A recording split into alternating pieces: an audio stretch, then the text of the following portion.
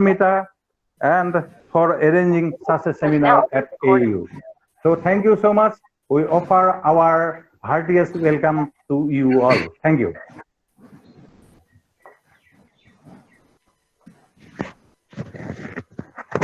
Thank you, sir, for your kind welcome address.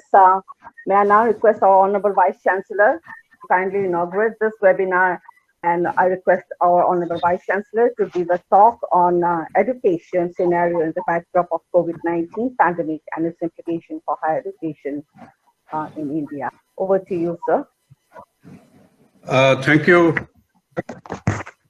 Good morning to all the participants of this webinar.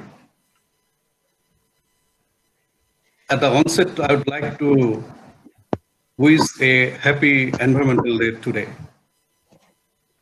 Welcome to all the participants, especially Dr. DZ, Indian Council of Agricultural Research, and Dr. Marwa from ASRRI, as well as all the speakers today, all my colleagues from Assam Agricultural University. My special thanks goes to Dr. K.K. Sharma, PI NAHEP, and Dr. Madhumita from Department of Biotechnology of this university for nicely organizing this event. As I understand, there are more than 2,000 applications to join in this particular webinar across the country. This is a very good message for entire fraternity of Assam Agricultural University, particularly for the students as well as for the teachers of the university. Well, as you know, the education system in India is the world's third largest in terms of students, next only to China and the United States. India's higher education sector has witnessed a tremendous increase in the number of universities, then university level institutions and colleges since independence. As of 2020, India has over 1,000 universities. 1,000 is a very big number. It's a breakup of 50 central universities, 402 state universities, 125 deemed universities, 334 private universities, 7 institutes under State Legislature Act, and 155 institutes of national importance, which include IMS, AIMS, IITs, IIITs, IISER, and NITs, amongst others. Other institutions include 52,627 colleges as government degree colleges, private colleges, standalone institutes, and postgraduate research institutes functioning under these universities as reported by MEHRI in 2020. Thinking about higher education in agriculture, it carries much significance as agriculture is the mainstay of more than 60% of the Indian population and provides 52% of the total number of jobs available in the country. Today, India has a large ICAR agriculture university network with 68 state agricultural universities and 7 central universities. Agricultural education in some traditional universities of the country, where about 50 agricultural colleges affiliated to 16 general universities and 7 Indian Institute of Technology are also imparting education and research in agricultural science and technology. Agricultural education is imparted at all levels of diploma, degree, master's, as well as doctoral level, with a total intake capacity of 35,000 students per year. As of now, it is estimated that there are 3,15,000 professionally qualified persons in agricultural science, to which about 50,000 graduates, 11,000 masters, and 2,500 PhDs in agriculture are added every year. The degree awarded by the universities associated with the ICAR are well recognized and accepted in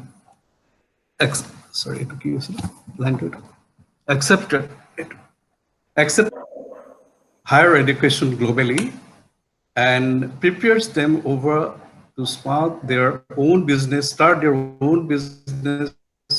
units, including the agri-clinics and agri-service clinics. It is clear that COVID-19 pandemic has significantly disrupted the higher education, which is a critical determinant of the country's economic future.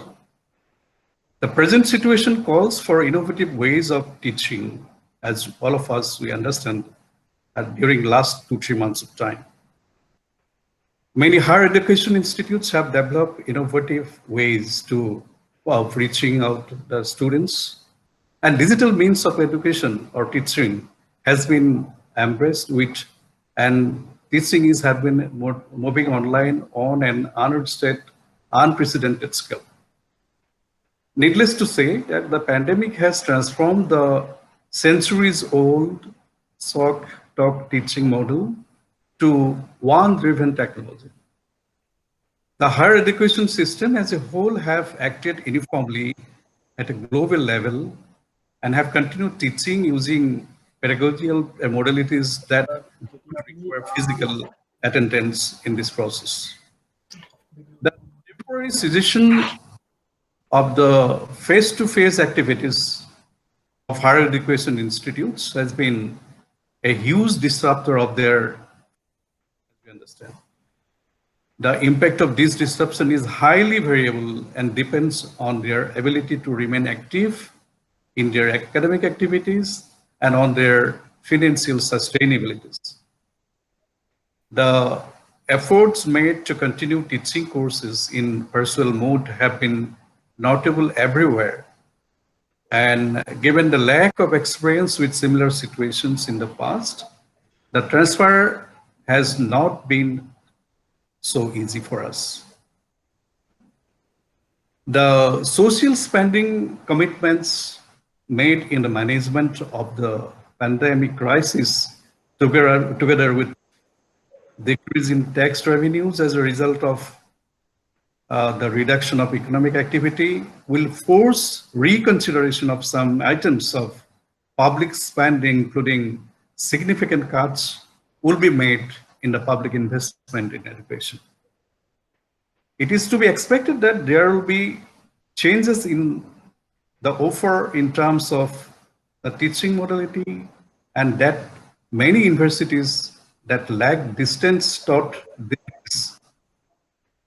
decide the effort they are now making to expand their capacity to offer online programs.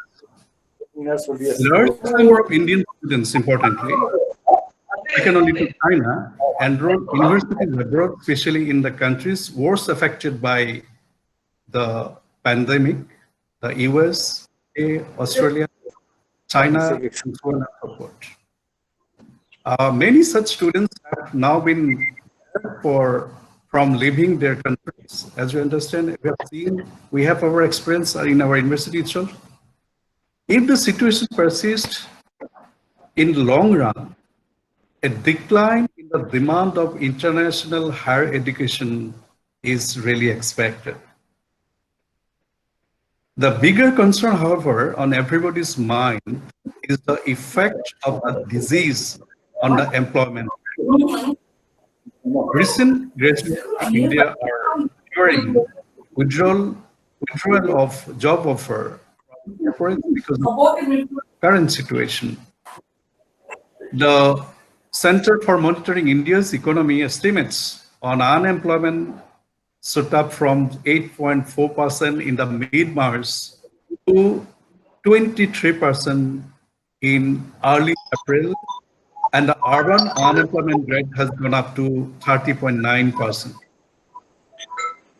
So these type of multifaceted strategies will be necessary to manage the crisis and build a resilient education system in the long term.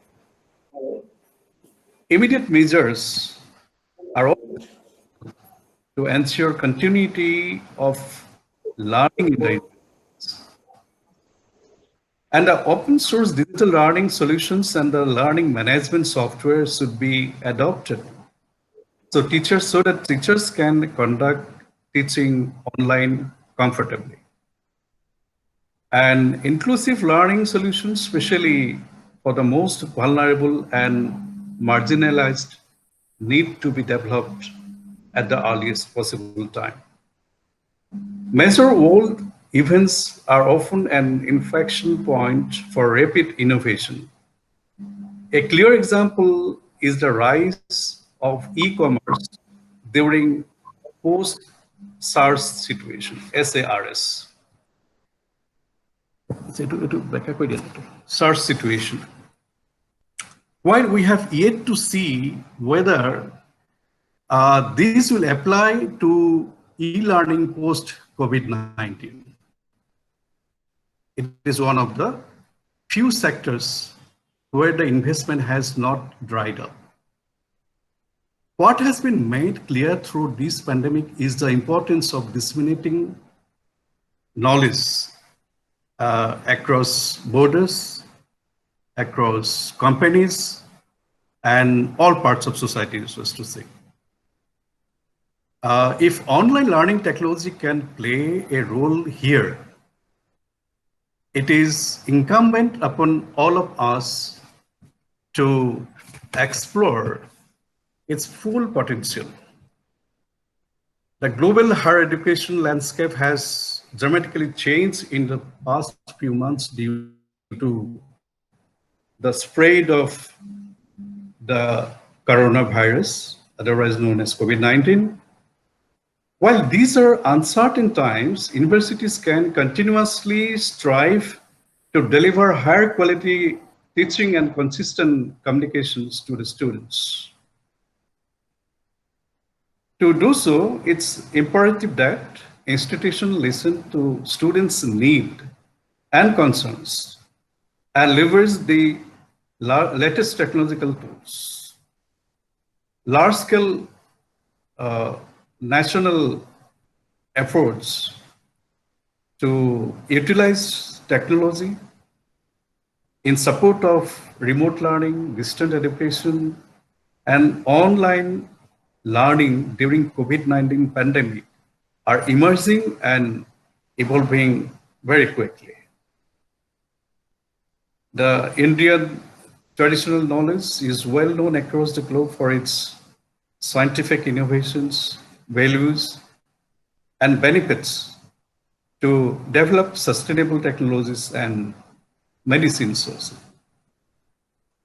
It is expected that in the coming days, the resilient education system will evolve, be all inclusive of produce students with technical and soft skill.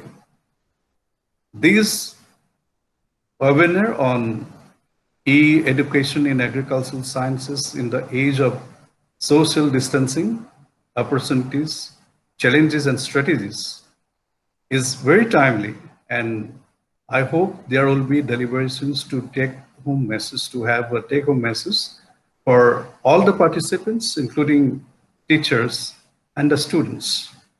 With this, I wish this event a grand success. Thank you very much. Thank you indeed, sir. You gave a very thought-provoking talk, and it is true that we have to see how the e-education emerges in higher education and how we go along. I'm sure we'll have some very good deliberations and we'll get very good inputs from all the speakers. And thank you, sir, once again. May I now request our respected Dr. P.S. Pandey, sir, ADG ICR, to kindly tell us about how the ICR Education Division is promoting and supporting digital education in agriculture and what are the future prospects of this. Sir. On this, may I request you to kindly come in. Thank you. A very good morning to all of you. I'm audible. I'm audible. Yes, sir. Yes. Yes, yes, please. Yes, sir, very good. Honorable Vice Chancellor of with the very prestigious Agricultural University of Assam, Jorhat, Dr. Bhattacharya ji, the Dean of Agriculture, Dr. Deka, the organizer of this program and Dean Biotechnology, Dr. Sarma, Dr. Madhumita, all the deans and directors of the Assam Agriculture University, faculties, students, my colleague friend from the ISRI, Dr. Sudeep Marwa, all the participants registered for this webinar. Well, first of all, I would like to extend my sincere gratitude for the Honorable Vice Chancellor for giving me the opportunity to share some of my views on this through this webinar to all the participants across the country. Already it was made a mention by Honorable Vice Chancellor. Many things have been covered. Well, friends, as you know, that during these more than 2.5 months, we are facing a lot of challenges everywhere. And if you see all sectors, whether it is sector of the employment, it is a tourism, aviation, energy, agriculture, education, all sector, almost all sector are again, affected with this COVID pandemic. And two things, what I observed sometimes, two things, if suppose these two things were not there, what would have been happened to us? One thing is the food sufficiency. You see how we are comfortable as far as food sufficiency is concerned in the country. And another thing is the IT delivery system. If you remove these two things and then you imagine the COVID system, it's a really very, very panic, it's a very, very difficult to survive. And so that's why I salute all the fraternity of the, agriculture stakeholders, all persons involved in producing this food, making this country food sufficient. And this country, at least today, and all the farmers, our faculties, I salute all of them for their continuous support for the capacity building and resulting that capacity building. Today, we are proudly sitting as far as the food sufficiency is concerned. So in agriculture in general, and if you see our education, agricultural education in particular, so this is the, the most, affected is also I have seen the education sector. If you see the education sector, and during this pre-holy festival, just I imagine I visited on my native place, and the post-holy I interacted with the people. During that, nobody was aware about what is this all delivery system, what is this online teaching. And now today, even third class students also, when I interacted, they told our study is going through the Zoom, our study is going through the Google. You see the kind of change. And at the same time, we were hesitating to deal with our e-office through our e-procurement, through many of the e-initiative. And a big change that has been taken place, I have observed. Now people are avoiding the physical things and they are trying to have more and more through this electronic version and e-initiative. So that is a big disruption in the delivery system and a big mindset change that has taken place during this, this COVID pandemic. So always we see that necessity is the mother of invention. And I really appreciate my all the faculties, all the teachers. They have adopted and at least more than 1,200 students I have interacted who have been admitted last year in our UG program. More than 1,200 on daily basis. 100 students I am interacting with some of the university and I am getting the feedback. I am very happy that at least our almost all agricultural university by this way or that way they are delivering the course content. They are delivering the materials. They are advising their students with different platforms, and that's why our this student, they are little bit comfortable, at least. The very big, their mental stress. I wanted to interact with the newly admitted student to know about their mental stress, how they are feeling, what kind of psychosis they have. They are some of the students, they put their feedback that we are really concerned about this. Mentally, we are very much depressed that what will happen, what will.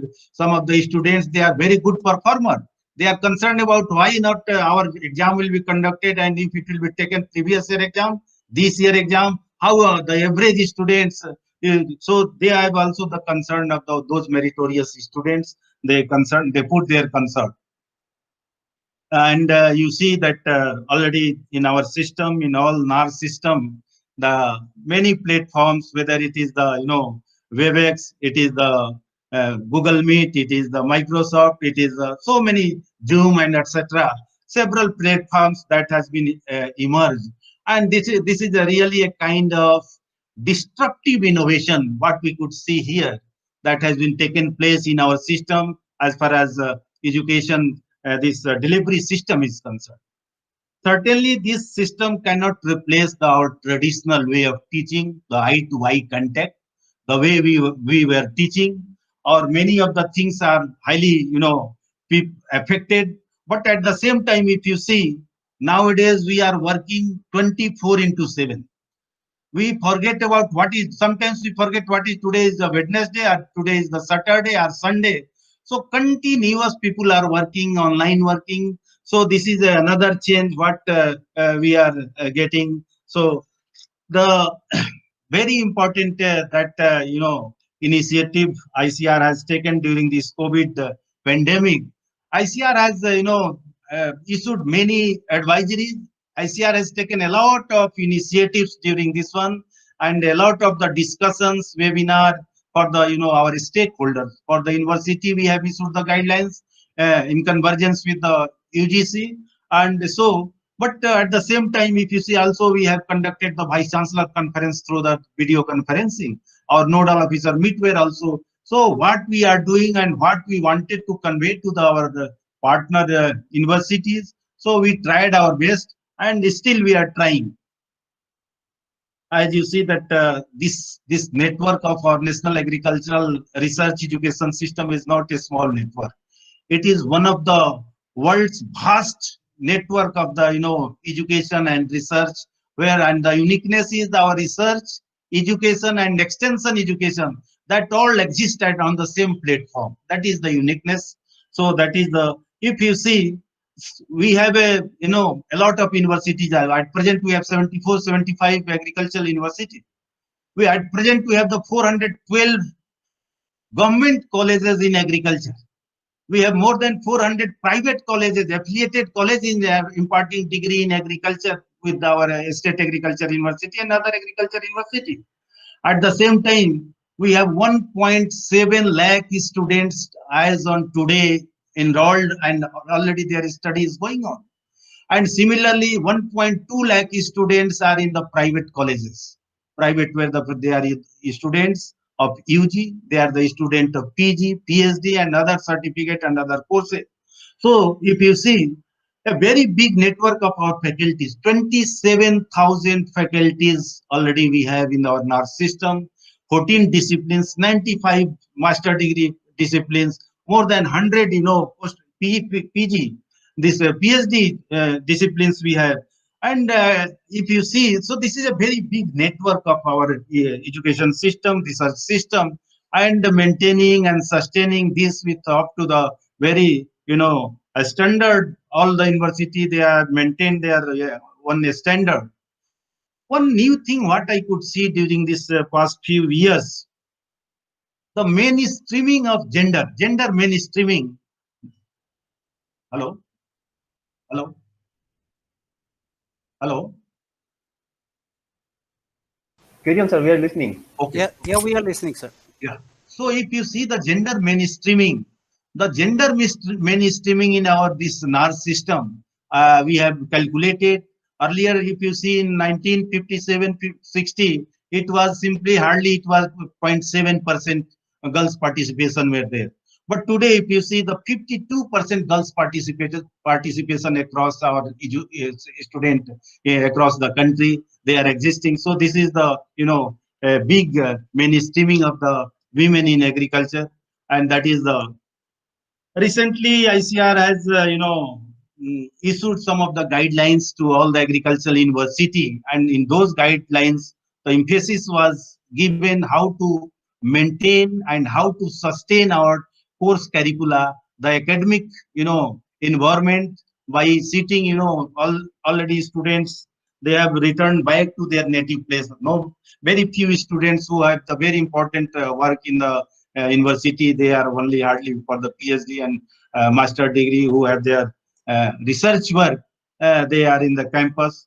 So we try to send the advisory and guidelines for the curriculum delivery through the e-learnings, and I am happy that almost all university they have followed, and they are really imparting the education. They have never stopped, but their continuous efforts that is happening through this e-learning, and in that e-learning curriculum delivery, that is a really very important aspect of the this advisory of these guidelines. If you see the access of e-resources, at present ICR during our National Agriculture Innovation Project NAIP period during this 2012 to 2014, we have developed e-courses in 7 disciplines of agriculture for the UG as per the recommendations of the 4th Deans Committee. At that time we are not even expecting that the kind of demand of this kind of delivery system, this kind of e-resources will be so high. Day before yesterday, I was going through the analytics of our e-resources, and I was finding that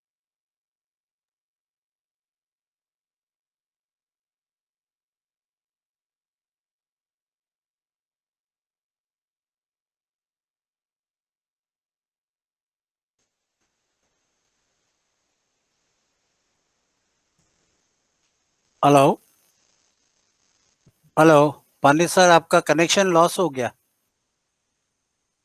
hello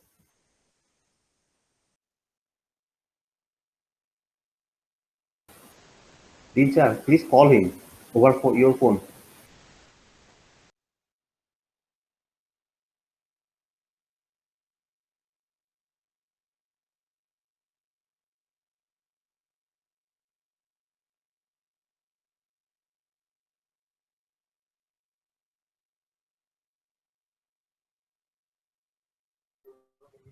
Pandit sir आप leave कर दीजिए और okay thank you okay हो गया अभी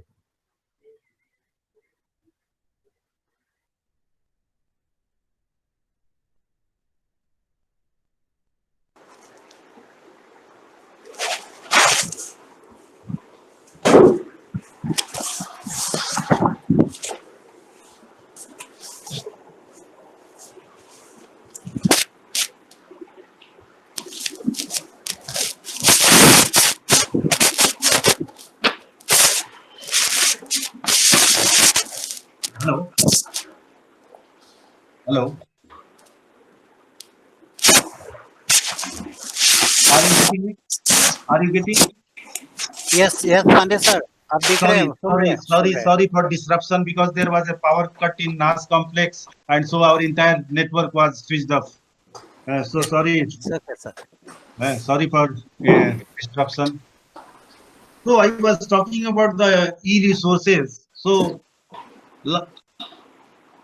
2 days back, I was going through the analytics of the what kind of people are visiting to these e-resources, and there was a tremendous exponential kind of graph I could see, and majority of the people from the country, not only from our country, but from the US, from other part of the country, UK, our students, mainly the students, they are getting the access of these e-resources. So this is a very big e-resource where the more than 16,000 lessons are available altogether. But I request all the faculties, all the teachers who are involved in teaching, please, when the students are coming to their first year, they should also they should be informed about which are the e-resources available. Because while interacting with the students, many of the students I interacted, they mentioned that we are not aware about, these e-resources available. So I request that these e-resources, these resources are created by you people only, by the very reputed, our teachers, very reputed peer group. They have reviewed this one. So this is the one of the thing. One of the repositories like our this CAFT Center for Advanced Faculty Training, we have developed many e-resources, and these CAFT centers are already at 40 places. It is run in the university. Very reputed teachers, very reputed, speakers are invited in this kind of CAFT training programs, and they have developed very good e-resources. Those e-resources are also placed in our at one place, at central place. So that is another e-resource available. The very important e-resource is our Krisi course, which is the repository of our now all digitized material from all the libraries across our agricultural university, across the country, all ICR institute. And now at least it is a place at one. It is placed at a central repository system, and this is the one of the very richest, world's richest repository, where more than 1.7 lakh, thesis. This is 1.7 lakh thesis is very big one, and it is available in this repository. And from 1948 onwards, and not only this is a kind of repository, but we have now applied artificial intelligence system based on this repository, how to how to dig out through the data mining tools, how to bring the new ideas and new area of research out of this repository. So already that our team has worked together, and now they are in the process of bringing this to our students. All libraries, you see, there was a time when all the library were departed, all the separate, they were having everything separated. But this is the first time all the library of the country, they have been connected through one single network, through the Koha implementation. And at least there is exchange of the books, exchange of the materials that is available. Our faculties, our students, they can have the exchange of their materials, e-resources. The consortium for e-resources, that what we call SERA, the access of the journals, which were earlier available in the campus only. But during this COVID period, we requested to the suppliers, to the requested to the service provider, and now we have put it, at least it should be available on the everyone's mobile, and finally it is now available on your all mobiles. You can access these things from your home, you can access from your anywhere, anytime. So this kind of initiative during this COVID period, this is a big conversion. Another we have also focused about the e-books. Now we have stopped giving, not stopped, but minimized at a greater extent, giving the physical books, but rather we are encouraging more. It's given as 0.25 because pigeon pea is self-pollinated and is often cross-pollinated. It is in fact efficiently pollinated by leafcutter bees. Leafcutter bees are the ones which actually pollinate pigeon pea and many of the legumes. And so I should stop it here, or what is signal? No, sir. It is okay.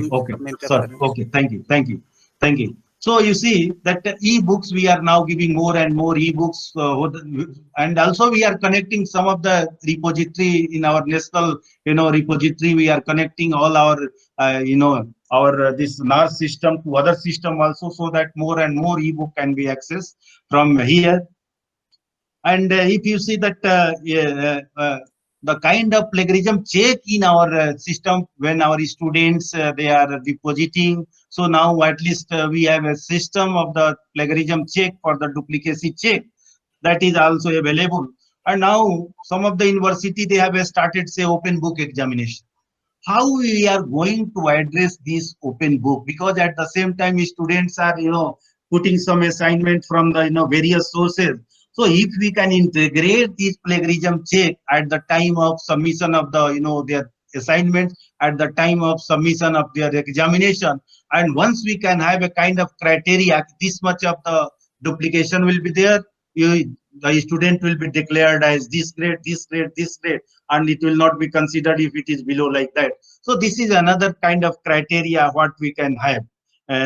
This one, we are very rich in creating our instructional manuals. Previously, almost all the departments and the colleges in agricultural university, they have created more than 2.5 lakhs instructional manuals. We have requested all the university to kindly put your students, they can convert within a no time. So you can convert all the instructional manual into the e-form, e-book, so that at least you can have a big repository of the e-manuals, instructional manuals. And you can imagine if you can add all these e-manuals from the 400 colleges, 75 agricultural university, how much big repository we are going to have. So this is another thing. Another, during this COVID period, what we interacted with all the agricultural university. Earlier, our people were even not aware that universities should also have a Twitter account. Universities should also have a YouTube account. Universities should also have a Facebook account. Universities should also have a WhatsApp account. But during this time, we have sensitized our universities people. Let us have your media plan. How you are working? We are working a lot, but it is not being disseminated to others what we are actually working. So how to disseminate those things until unless this kind, some of the this kind of lecture, if you put through many streaming through the YouTube, through the Facebook, or through your account, I think more and more of the students from even from your alumni, from the others alumni who are more interested to know about what is happening, what are the new issues, what are the way forward for those issues, they may be interested. So we can have this kind of, so I am very happy that almost all university during this COVID period, they have reported us that they have created all this media plan, e-media plan rather you can say, to all of the universities. Very good, we have taken one initiative for creating the one agricultural education portal. And this agricultural education portal, what is the available at education.icer.gov.in, and Dr. Sudeep Marwa is there. He is the instrumental person for this, development and maintenance and sustenance. And his team is entirely dedicated 24/7 for the development. And I am very happy to share with you that we have never imagined that this kind of initiative, the portal development in agricultural education, will shape like this. Now everything, we are not touching the physical things. We have now stopped everything receiving in a physical form. Everything we want that you please put on our portal. The portal is for the student, the portal is for the faculty, the portal is for the stakeholders. All kind of, what kind of courses are having, which universities are imparting, in which discipline, what is the intake capacity, what is their various fields. Even today, I can say each and 1.7 lakh students, everything, all their database we have. We have today, at least I can say, this much of bed are available in our hostels across the country. And with this geographic location, I have captured entire database. So this is a big repository. And also all rules and regulation guidelines. Now, another thing what we have planned, and it is already going very fast, even your accreditation. Now your accreditation need not to submit your separate, in the physical form. Everything is coming through this online submission. All your assessment of the accreditation, your assessment of the ranking framework, everything is now coming to this portal. And everything will be, once it is, information is put, all kind of, reports we can generate. What is the trend of the student? What is the trend of the, various courses and other things. So this way, this portal is going to, very, very important one. So, and all the, one more thing what we could see during this COVID, pandemic, At least we are now today aware about our weaknesses. Where are our weaknesses?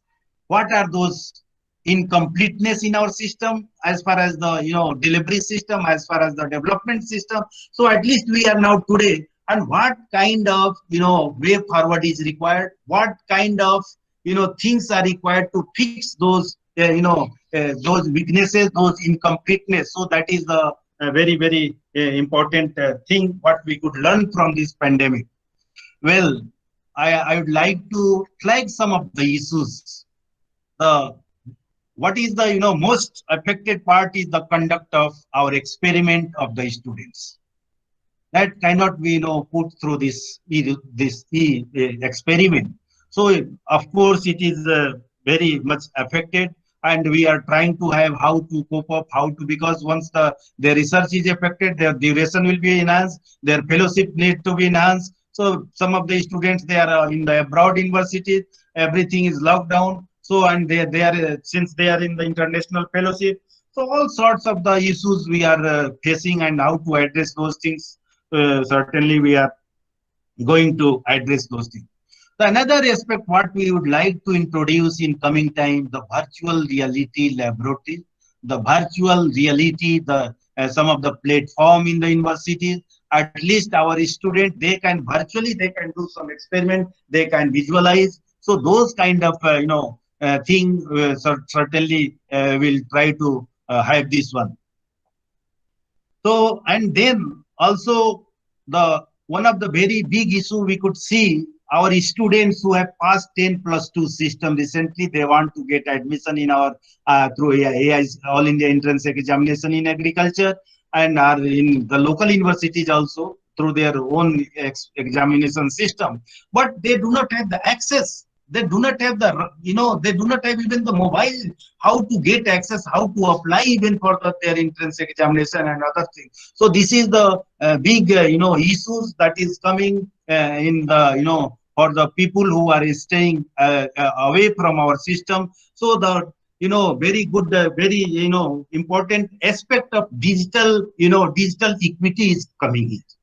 So one student is staying in urban area, another is staying in the rural areas, one is remote area, another is non-remote area. One student is very poor in, particularly in agriculture. Many very poor students, they do come to our system. They do not have the capacity to buy good gadgets. So this is the digital equity, and we should address these things. So how to address these issues? Already we are concerned, we are working together. The very important aspect of your, your say campus, all the universities, campus and colleges, they are very old infrastructure as far as their backbone of the IT backbone is concerned. They are all fiber optics, more than 10 years, more than 15, 20 years, fiber optics, networking is there. And those systems, those platforms, they are not supporting the high speed network, high speed, many streaming. So that is another, another issues how to address to this, networking. Now we are also giving more emphasis to how to convert our smart classes into the virtual class. Virtual classes in the sense the entire thing should be, captured also.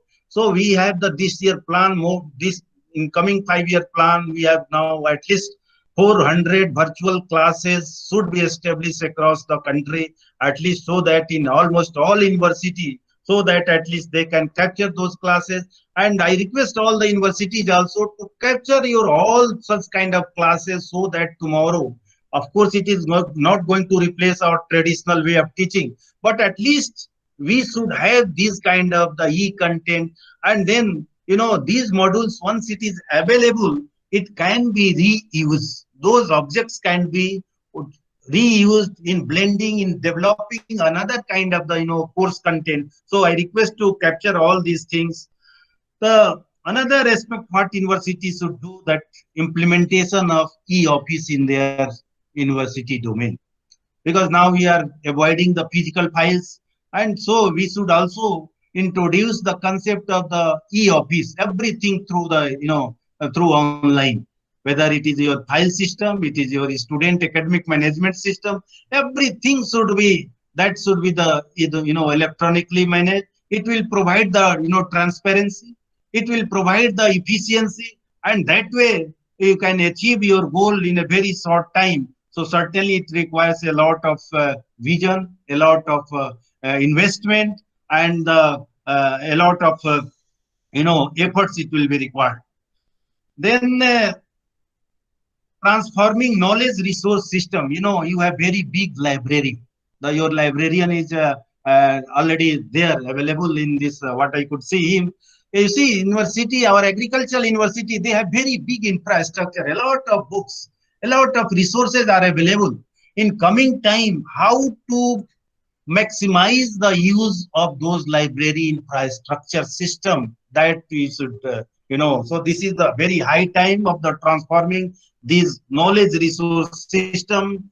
Can we put this, you are having the lack of scarcity of the places for putting your all these infrastructure as far as these e-resources are concerned. Can you use your existing library? This big umbrella is existing, so we can also think in that direction.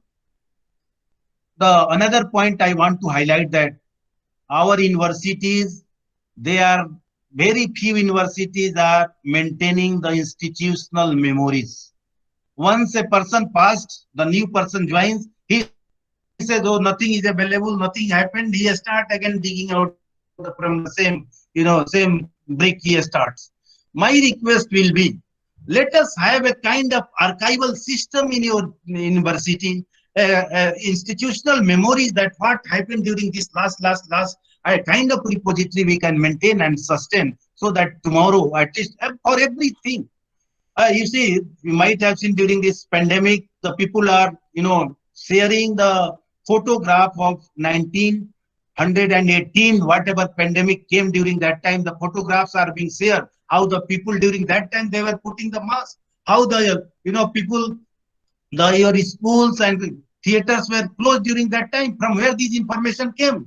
These information came from the, those kind of repository. So I request all the universities to have their own, archive system, institutional memory system, and in this direction also we are trying to strengthen in this e-resource archiving system. So these are the another point I wanted to highlight, that each and every university, they should have their ICT roadmap.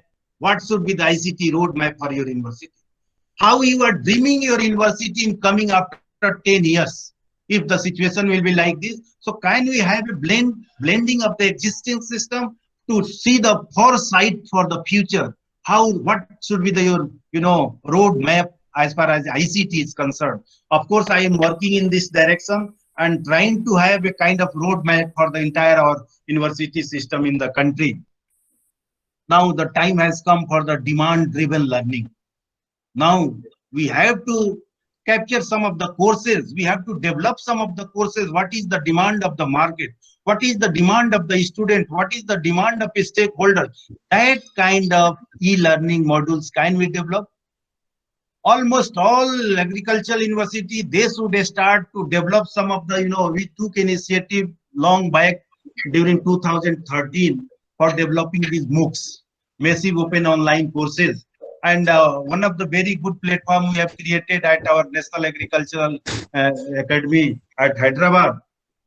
So MOOC is another this one example. And once you capture all these your classroom lessons, etc., these classroom lessons can be, again, because these are the objects, you can again reuse these objects in formatting those kind of MOOCs, formatting the lessons and developing the courses. So you can use this one. So reusable learning objects you can have out of the existing.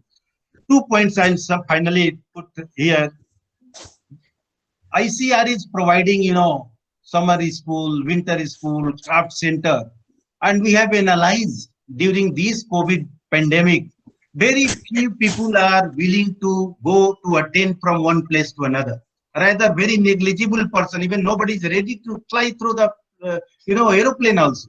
So this is the high time we are analyzing, and we are giving only those kind of, summer and winter, very selected summer and winter, which can be conducted like this webinar, and this kind of system platform can be used. So we are trying, and for the in-house campus, we are trying to give more emphasis for the this summer and winter courses.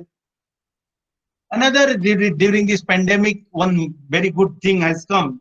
Now we are going to give, because students, they are facing a lot of problem in getting their scholarship and fellowships. How these activities that we are going to put, all the students, they will be allowed to apply online from there, and money will be transferred from ICR headquarters directly to their account. As far as this scholarship and fellowship is concerned, directly to their account every month, after the proper verification and justification by the university and college. So we are already in the process of developing this kind of mechanism. So these are the few of the initiative what we are planning to have in coming time, and I do hope that our students, our faculties who are working day and night, certainly they will achieve at certain extent. Of course, they cannot achieve whatever they are willing during this COVID period, but I appreciate the way they are working. I appreciate their hard work and committed, dedication. So with this, I express my sincere gratitude to Honorable Vice Chancellor of Assam Agriculture University and Dr. Deka for giving me the opportunity. And I express my sincere thanks to each and every one of you who are, listening this through the webinar, and who could spare the time to listen me. So thank you, friends. Thank you very much. Thank you very much, sir. Thank you very much. And indeed, you have raised several pertinent issues here, and I'm sure all the universities and our university also will work towards addressing some of the issues that you have raised. Our respected Dean of Faculty of Agriculture, Dr. Deka, has been involved in disseminating this classroom learning through the e-platforms, and also he has initiated measures to assess the students, especially those who are in the final year. I'm sure he'll also have something to say. I request our Honorable Dean Sir to say a few words on this regard. And may I request all the speakers kindly to stick to their timings, please. It's 10 minutes. Thank you. Over to you, sir. Thank you so much. Am I audible? Yes, sir. Yes, sir. My presentation is visible to you? Yes, sir. Yes. Okay. Okay. Good morning to one and all. Honorable Vice Chancellor, then our respected Dr. P.S. Pandey, ADC, ICR, Dr. Sudeep Marwa, Head Computer Applications, and all other speakers present here, all statutory officers of the university, faculty members from inside and outside the university, as well as students from all over the country. So the experience that we have gathered now after the lockdown started, or even before the lockdown started, the university and the hostels were closed down on 15th of March, and after that we started the online academic activities, and the experiences, because we started very newly, we have started this online activity. Previously we didn't have, nobody had any experience in regards to this e-education. So the topic that has been assigned is the experiences of introducing online activities, academic activities in the university. So actually online activity is a part of the distance learning, where we have several means that we were following earlier also before this COVID-19. The first of all, the correspondence courses through regular mail with little interaction. Then the telecourses were available either through radio or television. Then the CD-ROM we had, where there was no interaction, only the student is having an interaction with the static computer content. Then we have got the online learning, which is internet-based, which are earlier it was offered asynchronously. Now we are having facilities to have synchronous interaction. Then the mobile learning by means of the devices such as cellular phones or the personal digital assistants, digital audio players like iPod, MP3 players, etc. Then in regards to the background, as already I mentioned that the classes and the hostels were closed down here in Assam on 15th of March 2020 as per the government advisory. And second, then for about a week or say 8 or 9 days, we were planning how to continue with the academic activities. Then first of all, we had the advantage that we had the batch-wise students WhatsApp messaging group, and the WhatsApp messaging groups were utilized just to make the contact with the students, how we can start, whether they are ready to go for the online activity or do they have the facility, available with them. And when such contact was reached, then we could start the online activity. But again, the postgraduate students who are less in number in the course wise, those WhatsApp groups were also available with the faculty or the teacher concerned and the students registered in the course.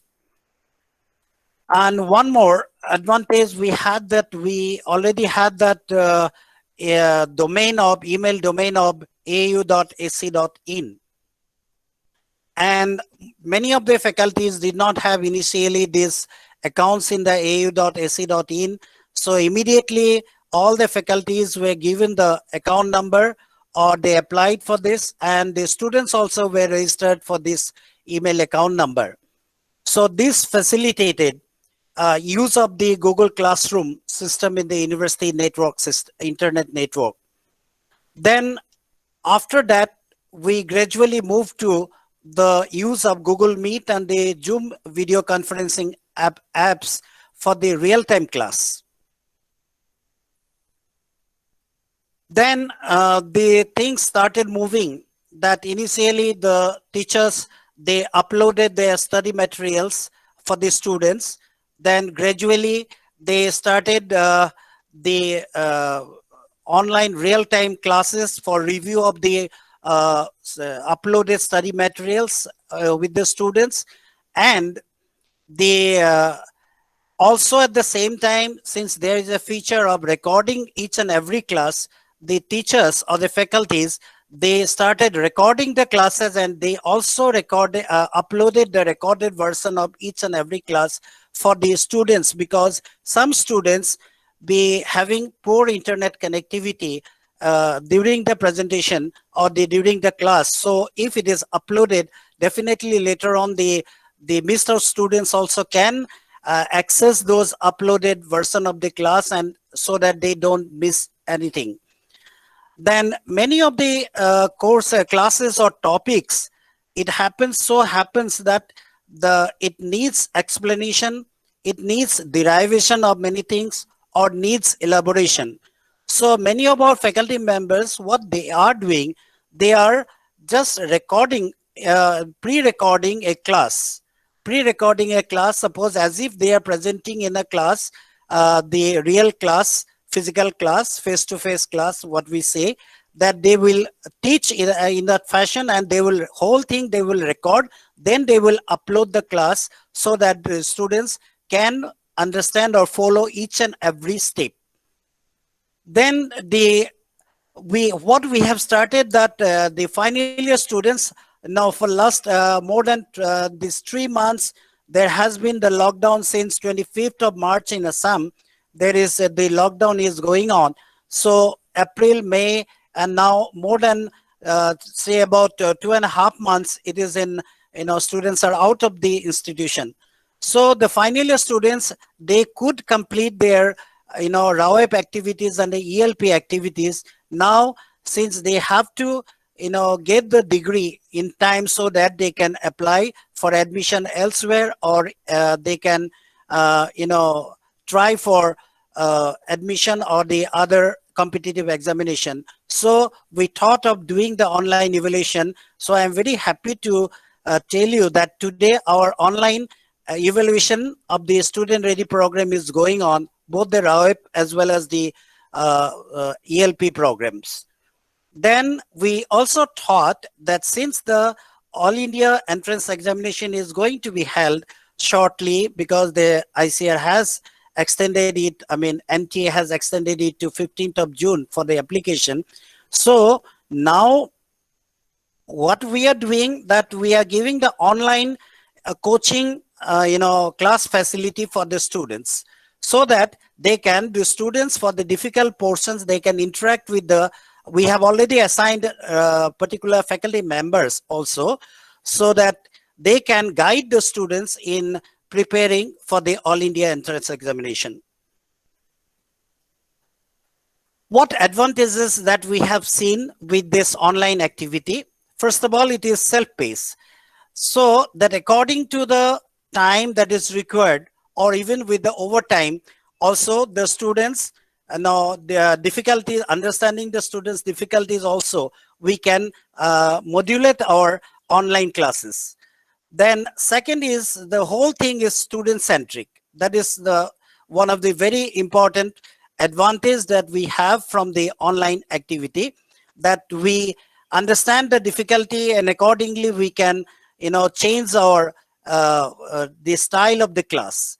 Then it is very cost effective. Everybody has realized that it is very cost effective, that there is no requirement of noting down in papers, and no use of much of the expenditure for the offline classes. Then we have the advantage of individual learning style, because in a group activity, definitely there will be the individual learning style will be there, depending on the difference in the background of the student. The speed of learning is therefore different among the participants or the whole group on an online class. Then we can customize the learning environment. The learning environment, because when it is a physical class or face-to-face class, it is a confined environment in a classroom where all the students will be present. But in the online class, everybody can find out his comfortable zone or comfortable area where he can take the class. So it becomes very, even in the green atmosphere also, he can attend the class. Then another advantage is that whole system, online system can fully utilize the analytics. Analytics means the background of the student. So whole database can be accessed, whether these students are having some background or this background, that background. So accordingly, we can utilize that information for conducting the classes very effectively. And one more advantage that we can foresee in future by doing the online academic activity, that we can solve the teacher scarcity. Maybe we may not have sufficient, suppose a college doesn't have a sufficient number of teachers in a particular department or a subject. Even then, through the online activity, we can resolve this issue. Then it is environment friendly. Already I mentioned that there is no, already our ADGs are also mentioned that everything is going to be digitized in the ICR portal. Also, there is no physical form. So definitely there will be less and less use of papers. Everything will be digitized form. It will be very environment friendly. Then the learning materials can be accessed online and integrated. So that is one of the important advantages, that even the ebooks or whatever material or the YouTube videos, everything can be accessed online and it can be integrated into our normal academic activities. So lastly, it is very time efficient. Time efficient means that, normal time also, in addition to the normal time, we can utilize the extra time. So we can make up for, compensate for the loss of time due to various, problems or issues. But at the same time, there are disadvantages, like, student feedback is limited. Many times we have observed during this last 2.5 months online activity, that many times many courses, the feedback of the student is very less, whether they are following the things or the study materials or even the classes, whether these are going on smoothly for them or not. Their feedback is not received regularly. Then the social isolation is there. Definitely a gap is there between the teacher and the students. So we cannot judge the students' reaction because there is no face-to-face communication. Then the third point is the requires self-motivation. From the faculty side as well as from the student side, own motivation is very much important. Then only the online activity will be very successful if both the sides are equally motivated. And time management skill, because already I said that the time management is very important, because without time management skill, the things may become very boring also many a times, and students may lose their interest. Then fourth is the lack of communication skill development, because in the online activity, no physical contact is there, no face-to-face contact is there. So it may retard the development of the communication skill. Then fifth point, already there is a lot of discussion regarding this point, that how to conduct the online assessment or online examination. So definitely there'll be many issues, many problems in regards to this thing, like how to prevent the cheating in the online assessment. So softwares are nowadays available, but I don't think that these softwares are even so much secured. Then going over to the next point is the online instructors. Normally they tend to focus on theory rather than on practice. It is also difficult conducting the practical classes or showing a particular practice. It is really a difficult job on online system. Therefore, our teachers or instructors, they focus more on the theory parts than on the practice part. Then what we are observing, that initially for a month or so, we were seeing the students' response was very, very good. They were very enthusiastic about this, but gradually what we are seeing, that students are maybe they are overloaded with certain things, so they are losing interest and their response is gradually diminishing. That's why I have put it as students fatigue. Then it is limited to certain disciplines and topics, because online activities may not be, classes may not fulfill all the necessities of certain disciplines. Like in agriculture itself, it is a biological science, so it needs live demonstration or showing different practicals and all regularly. So we may not be able to fulfill all the needs. Therefore, in future also, if we continue with the online class, definitely we'll have to combine both offline as well as online system together. Then ninth is the inaccessible to students. Although we have, for last 2.5 months, we have covered almost 95% of the students. Even in some courses, it is more than 95%.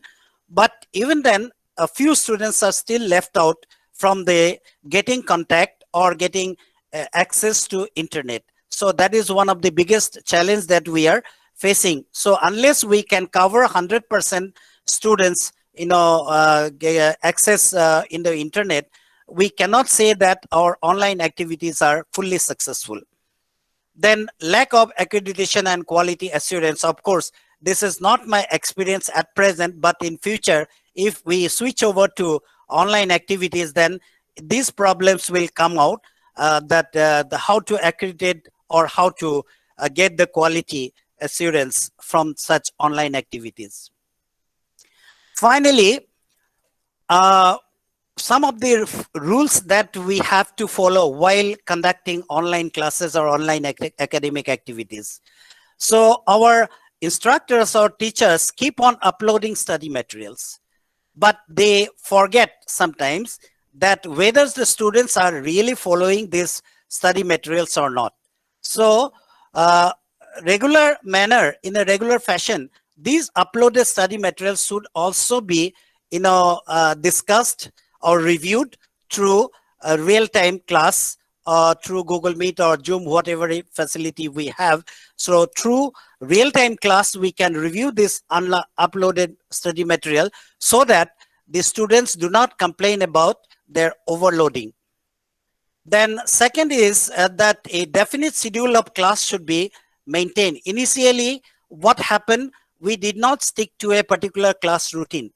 So the students used to get invitation for a class maybe at 7 o'clock or 8 o'clock, even maybe at 9 o'clock. Students, maybe, got overloaded with the classes. So finally, after some time, what we decided that we will stick to the normal offline class routine that we were following before lockdown. So according to the time only, suppose Monday 10:30 there is a class of a particular subject like plant breeding or agronomy, whatever it is there, same routine will be followed strictly. If some extra time is required, then only they will invite the students beyond this class routine. Then undisturbed physical environment is very much required for conducting a smooth class from the faculty side as well as from the student side, that the surrounding of the student or surrounding of the faculty member must be undisturbed so that the class can continue in an undisturbed manner. Then one must also realize that the interaction is between human beings only. On both sides, we have human being, the instructor side, on the other side student. So we must follow certain etiquettes. So these etiquettes, when these etiquettes going to net, it becomes netiquette. So we must have certain netiquettes we must follow while conducting online classes. So just like what etiquette we follow in the face-to-face classes, the same etiquettes we must also follow in the online classes. Then we must also honor the dignity and privacy of everyone. Every student or every faculty member has its own dignity as well as privacy. So everything must be honored and maintained. So finally, the knowledge of all features of e-platform is knowing the features is very important, because in Google Meet or in Google Classroom or in Zoom or WebEx, whatever platform we are using, every platform has its own features. So before using any particular e-platform, the features must be clearly known so that we can utilize each and every feature very effectively and efficiently for an effective teaching learning process. So this is all about my presentation. Thank you. Thank you, sir. Thank you for your very nice presentation. And indeed, I'm sure the students will be delighted to hear that you have initiated the final year assessment. I'm sure they'll be very glad that they can finish in time. I now request our next speaker, Dr. Sudeep Maura, Head, Department of Computer Applications at ASRI, to talk about the digital learning management systems and national learning platforms and tools. Over to you, sir. Sudeep, sir. Yeah. Thank you. Thank you, madam. First of all, very good morning to all of you. And Honorable Vice Chancellor, sir, Honorable ADG Dr. Pandey, Dr. Dekha, other esteemed faculty members of AAU. It's really a very nice session going on, and I thank everyone to invite me to deliver this particular lecture. This is a very timely session happening in this COVID-19 period, and it's very important to understand and deliberate the issues which have been talked about by my previous speakers. And I appreciate the concerns and limitations as well as advantages of e-learning platforms and other initiatives which are going on.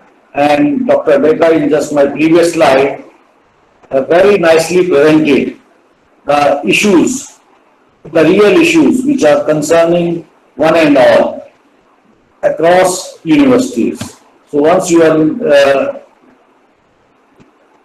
feeling yourself by using these resources, and obviously I know this is our first time experience and things will improve day by day and even semester by semester if this period goes on for a bit long time. It's very important to have these type of deliberations. And I also appreciate the lecture by Dr. P.S. Pandey, our ADG, under whose guidance we are working, and multiple systems we have developed guidance, and in a way he has given his talk very comprehensively, in a very comprehensive manner. And this has actually, my task has become a little bit difficult because whatever I wanted to talk in detail, he has covered in a very nice fashion. So I appreciate you, sir, for the very good lecture, along not only with the portals and other things, the initiatives, but you have also very closely linked it with the policy matters. So it was a very nice lecture to hear from you. Going back to my part of the slides, which is digital learning management system and national learning platforms and tools. First of all, I want to start again with the one which Dr. Pandey has said, the agriculture education portal. Now this agriculture education portal was inaugurated in 2017 by then Agriculture Minister Shri Radha Mohan Singh ji. And at that point of time, we wanted to migrate more and more resources on this portal, but never thinking that this will be the only way of communication between the participants or the audience or the user and the division, the agriculture education division at the ICR. So this time we have prepared for last so many years, and that preparedness has given its fruit in this particular period. This education portal now all the universities are using. The structure of education portal is such that we have one nodal officer at each agriculture university, and then he in turn corresponds to all the colleges and all the faculty members and all of the students, and then this information comes to the education division of ICR. The portal helps in management, monitoring and promoting activities, schemes of all the schemes of the education division ICR. It provides information about all programs of strengthening AUs, scholarships, trainings, e-learning resources, faculty strengthening, as well as whatever we do under the scheme that is strengthening and development of higher agriculture education in India. Also, it provides links and covers vital information of agriculture universities for the benefits of the students. So the portal has one unique page for each university, and in that page all the information about that university is captured, whether it's courses, whether the hostel facilities, lab facilities, the different degree programs, and so on and so forth. So all the courses are, all the things are very systematically put up on this education portal. It also provides information about various courses in detail, bachelor's, master's, doctorals, the student strength in that, intake capacity, faculty strength, and the scholarships available. It also provides admission announcements which can be uploaded by the universities under notifications at the central place. So now students can get notifications, admission notifications from all the universities at a single place. So he can plan his course or whatever he wants to join. It provides admission announcements, not only the admission announcements, but also provides such facility about events organized by the universities under the event menu. So universities can plan their events like this event and can also put up on the education portal so that it has a much wider coverage. It provides advanced search facilities also with multiple search options such as stream, subject, course, category, university college information on courses along with seats, eligibility criteria and other information. The provision for generation of unique student ID. Dr. Pandey has told we have data of almost 1.7 lakh students. So each student who is admitted in the NARES system, National Agriculture Research and Education System, now gets a unique student ID. And we capture 14 parameters with respect to that US ID. And it's given one time in the lifetime of the student. So first of all, whenever he enters into the, let's say, UG program, then he will get, or if somebody enters into the PG program and he has done UG from the traditional university, then at the PG level he will get. But once he will get that US ID, it will be remain throughout his career. That, like, one person gets in the UG, so PG also will remain the same US ID, whether he has admitted to another university or to the same university. And similarly for a PhD program. So in this way, we can also track later on what is the migration of students from one university to another university, or which are the universities most sought out by the student, and so on and so forth. Then the education portal also provides such facility in the events category itself. So whatever past events which has happened, that can always be archived, and multiple information can be available in those events. Even some good literature can also be attached to those events and which can be used further. Like this event, we are recording this event. So this event videos can be attached in the education portal so that for time to come, it will be available to one and all. It also provides a search facility inside each courses. So that is very important. Then this portal also has a linkage with other e-resources which are available and other systems also. So one of the e-resources which Dr. Pandey elaborated, and I'll also spend 2 minutes on that, is the UG courses developed in 7 streams under the NAIP period. Since the completion of NAIP period, I am involved in managing and maintaining this e-courses, let's say from 2014 onwards. And we have captured these e-courses which are developed by 7 different universities under the Moodle learning management system to a central place. Now this system is available from 2000 onwards, 24/7, 365 days.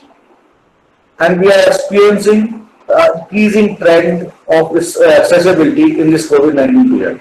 But even before that, there are very good coverage among the student community. And we get a lot of emails whenever any services stops.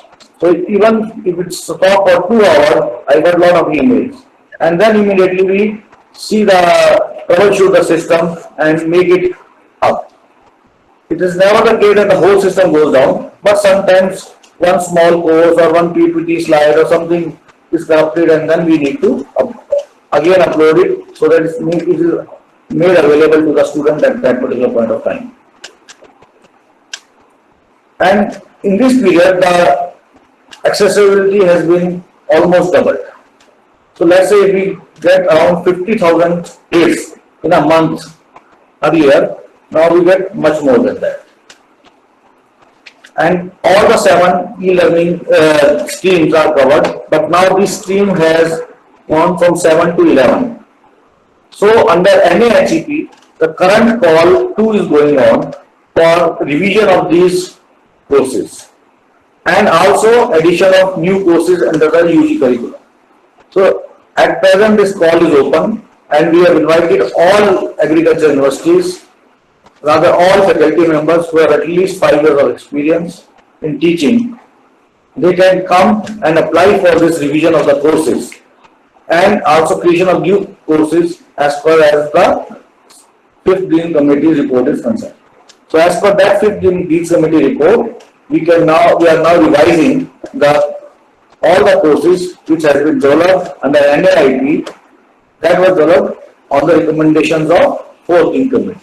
Now, as per the 5th Dean Committee, the syllabus has changed, the new courses have come out, some of the courses are overlapping, so they are merged and so on and so forth.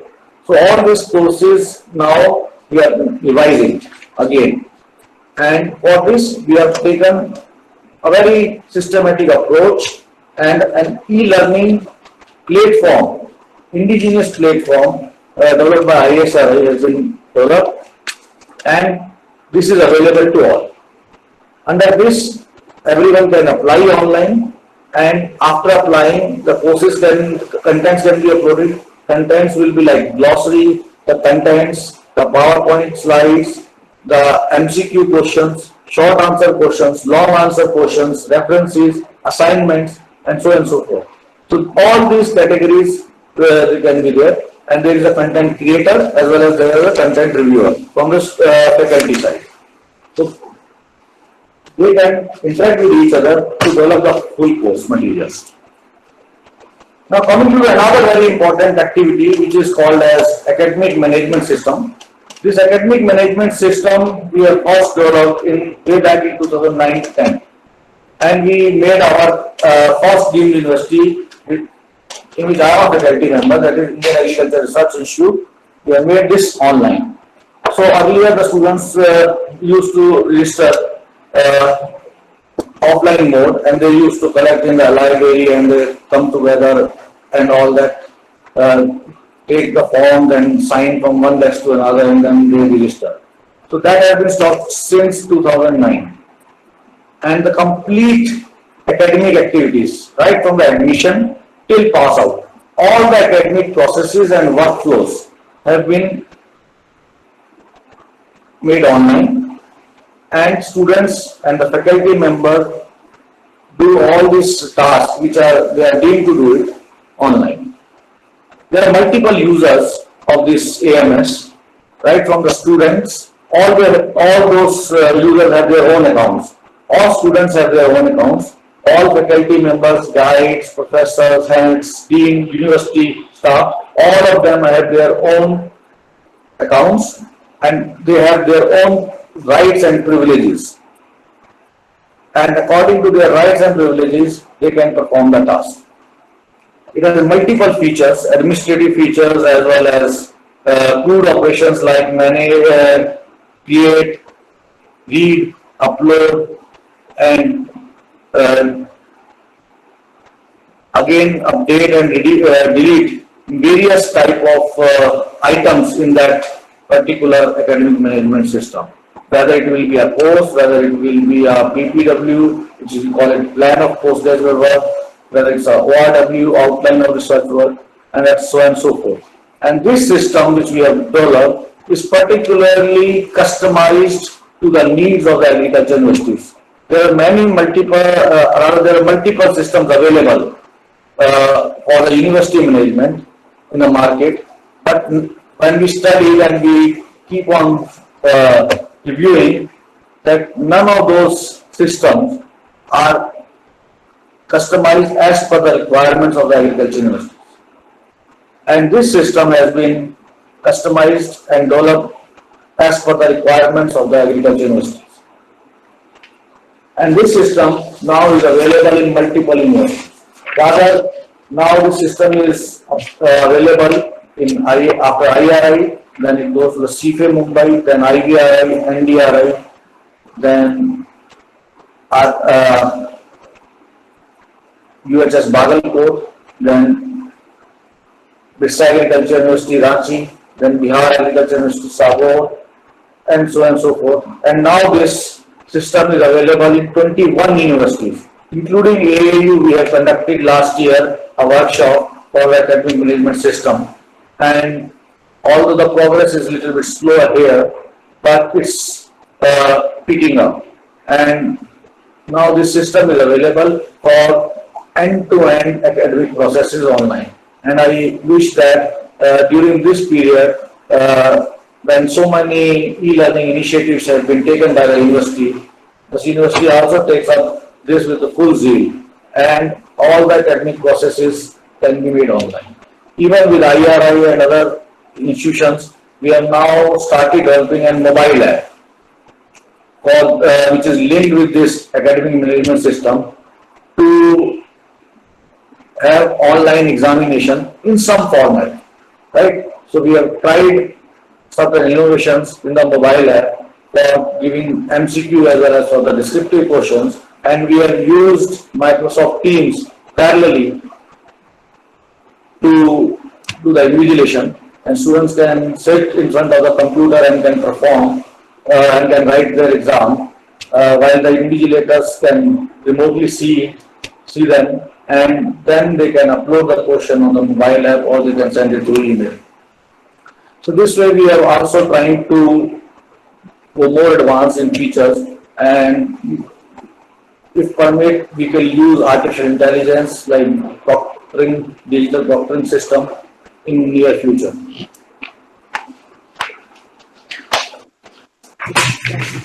After that, academic management system, the e-learning portal which I have said, which has come up under NAHEP, where we have already issued call one, and almost 2 courses from each PG disciplines, like 72 PG disciplines are there. So 144 courses we have taken up, and almost all the courses have been awarded, and multiple faculty members across 74 universities are developing these courses, and these courses are now available on the e-learning platform of ICR, which is developed under NHEP component 2. And this is an open learning system where right now we are focusing on creating the reference course material only. But during this period, we have imagined that we can also allow even all faculty members who are taking their online classes and recording their videos to submit their videos if they wish to a central portal, and all these classes can be made live through that portal to all the students. We don't mind even a single course, have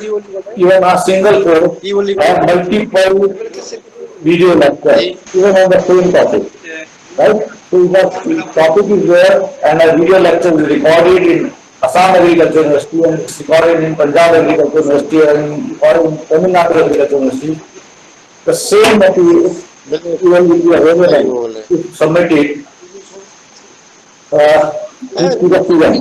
And students can themselves also able to rank these online classes. And as per the ranking, the sorting will be done, and the teacher who is teaching well and the covering lot of in a comprehensive way, that will be ranked higher by the students. Right? So this type of a ranking system now we are thinking, and once you capture all these classes, then we can allow you to submit it to the common portal, and these material, I believe these will be hundreds and hundreds of video lectures which will be made available, since these classes are now being recorded. Earlier we are not recording the classes, so but now we are recording the classes. So whatever is classes are recorded, if they feel that this is a good quality and can be made available to all the agriculture students based on their wish, we can allow them to upload on the central portal, and it will be accessible to all the students. Another portal which I would like to mention is CBP portal. Again, Dr. Pandey has mentioned a bit on that portal also, which is capacity building portal. In that portal, again it is available since 2016 onwards, that this portal was there, and right from the application of summer school, winter schools, craft training as well as short training courses, which are sponsored by Agriculture Education Division. They're all processes, complete process, right from the submission of the application for conduct of these courses till the allocation of these courses to particular universities, and further the conduct of the training program, and last point, evaluation. All the complete process is made available online, and participants also submit their feedback online in the portal. Besides that, we cover a complete course content, 21 days, short winter school is for 21 days. The 21 days lecture schedule is present in the portal. And side by side, e-book of all the lecture notes are also available. So more than 500 e-books are available in this. And if you imagine that the 500 e-books are available, then I am sure that almost all the latest and emerging topics have been covered in those e-books. And if somebody wants, he can go and learn themselves. And as Dr. Pandey has told, now we are thinking that these courses which this year will happen, they will also be recorded. So these courses not only will have now the contents, but the video lectures also uploaded on the portal. So this will be a huge resource, huge knowledge resource available to the community. Then we have another tool which we mainly use for the internally in ICAR, but I am informing about this tool to all the universities that a similar resource can also be built for their own universities, and which is Training Management Information System. Summer school and winter school are only for selected faculty members. They are not for all. Technicals are not involved. Other university staff is not involved in that. These are only for faculty upgradation. But as per the DOPT guidelines of Government of India, all central departments have to create a HRM policy, Human Resource Management Policy, and they have to train at least 2 to 3 times an employee in his lifetime. So, going systematically, at present, it's not very easy to find out who has done training at what time, and whether somebody has been trained for 10 times and somebody has not been trained for a single time. So that this training management information system is currently operational in ICR in all 113 institutions, but is a very valuable tool for the university system also. So each university can have that TMIS type of a system where the top management can track who has been trained and who has not been trained. And right in the beginning of the year, the annual training plan is prepared, and the funds and resources are logged for as per the annual training program. And then as per the schedule, those employees are being trained in different universities or different organizations, nationally or internationally. So this training management information system is a very good tool for the complete human resource management of any organization. It has various types of users, roles and responsibilities. It starts from the employee, and then it goes to the reporting officer, then the reviewing officer, then the nodal officer of that particular college here you can say, but here I think ICAR issued, and then finally it can be the director of the institution or the head of the institution who can only take a decision. Then another very good portal which we want to mention here is KVK portal, because KVKs are our part of the system, and most KVKs are owned by the university, State Agriculture University, and at ICR we are having another network which is called as KVK portal. See, National Agriculture Research and Education Systems are having 3 broad networks. First network is the network of 75 universities and over 400 colleges, that is State Agriculture Universities and their colleges. The second network is more than 700 KVKs, and third network is all 113 ICR institutions and along with their regional centers, around 350 these institutions plus regional centers. So we have these three broad networks, and we have now three portals to connect these three networks and a central point which integrates all these three portals. So we have talked about the education portal for the state agriculture universities. Now we have KVK portal for all 700 KVKs, and then we are also having ICR portal for all ICR institutions and their regional centers. So altogether, the complete NAS is covered in these three portals, and they are joined together. And now we are making them synergize to solve the questions and the problems of real stakeholders, which are farmers. Now with this information base, we have one side faculty information, another side have queries from the farmers, which are landing in their KVKs. And now there is a KVK mobile app through which the answers of the query, or the issues of the farmers can be addressed by the experts. And those questions land up to their KVKs, which are one in each district approximately. And each farmer, whenever they ask a question, it lands to the KVK head of that particular KVK. And now we are making this synergize that if he is not updated, suppose for giving that answer, he can always use that question to the concerned expert in the state agriculture university or in the ICR, all seamlessly to an integrated expert list coming from these three institutions.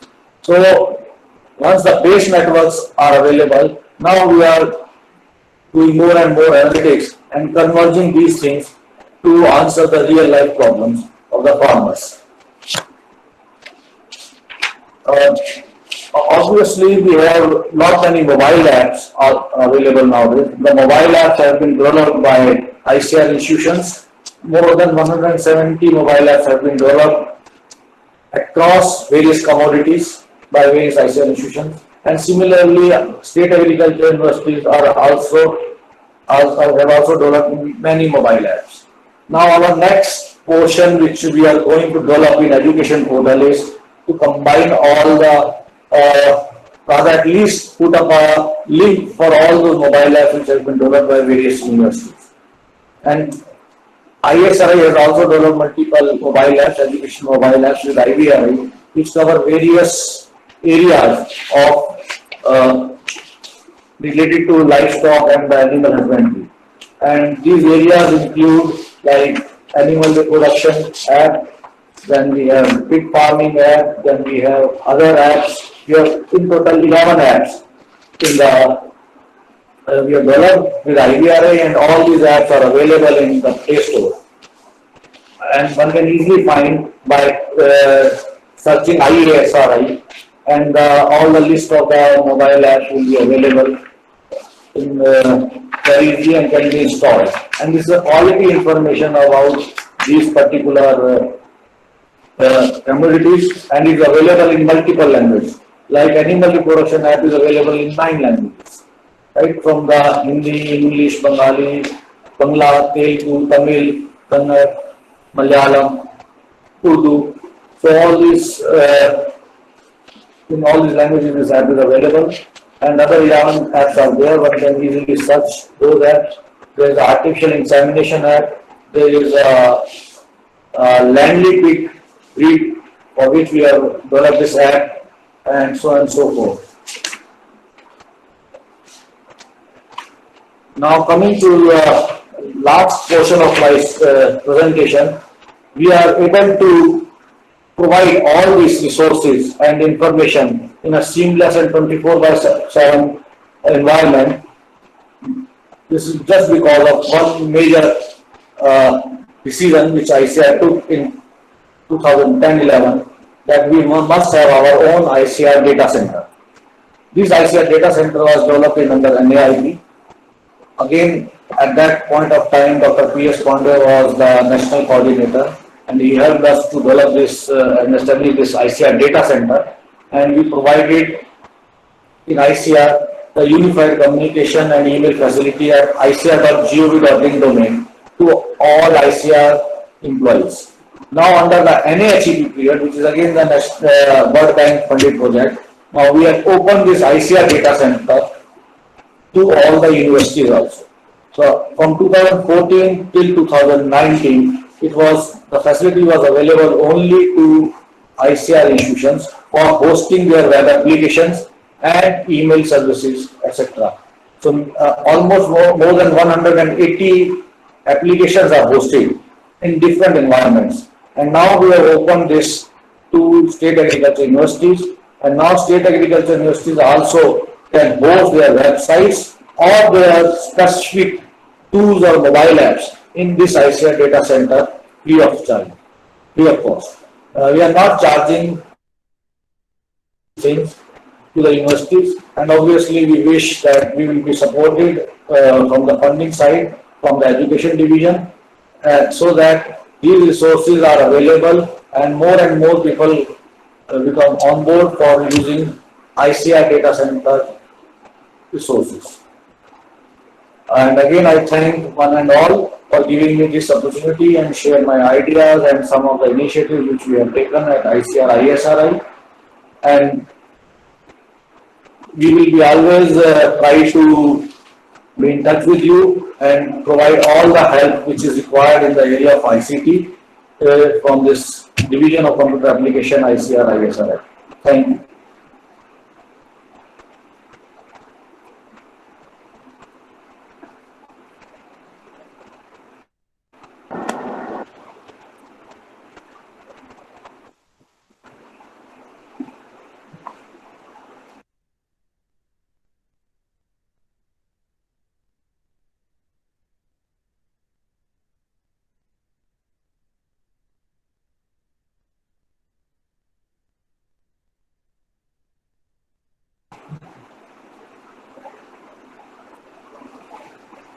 Thank you, sir, from my side.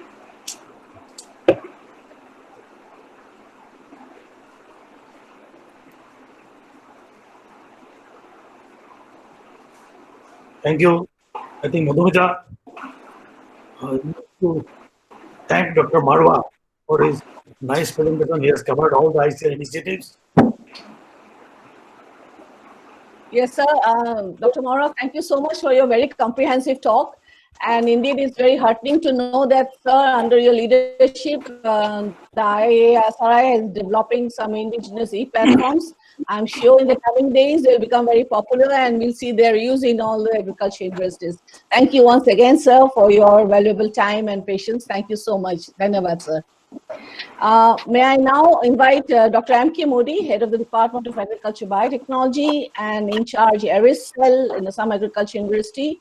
He's been in the forefront of trying to establish the digital platforms for transmitting on the contents or delivering the contents.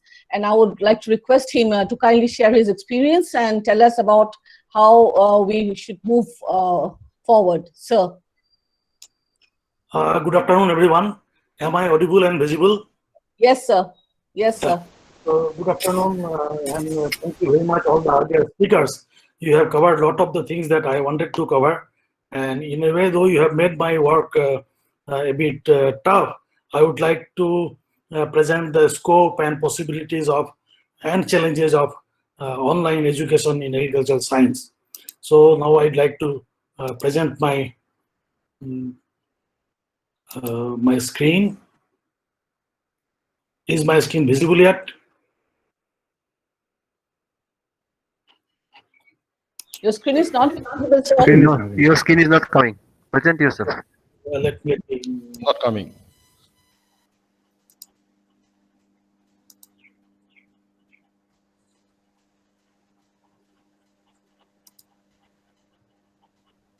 Is it coming now? No. No, sir. No, sir. Okay, then I will have to get out and get in back.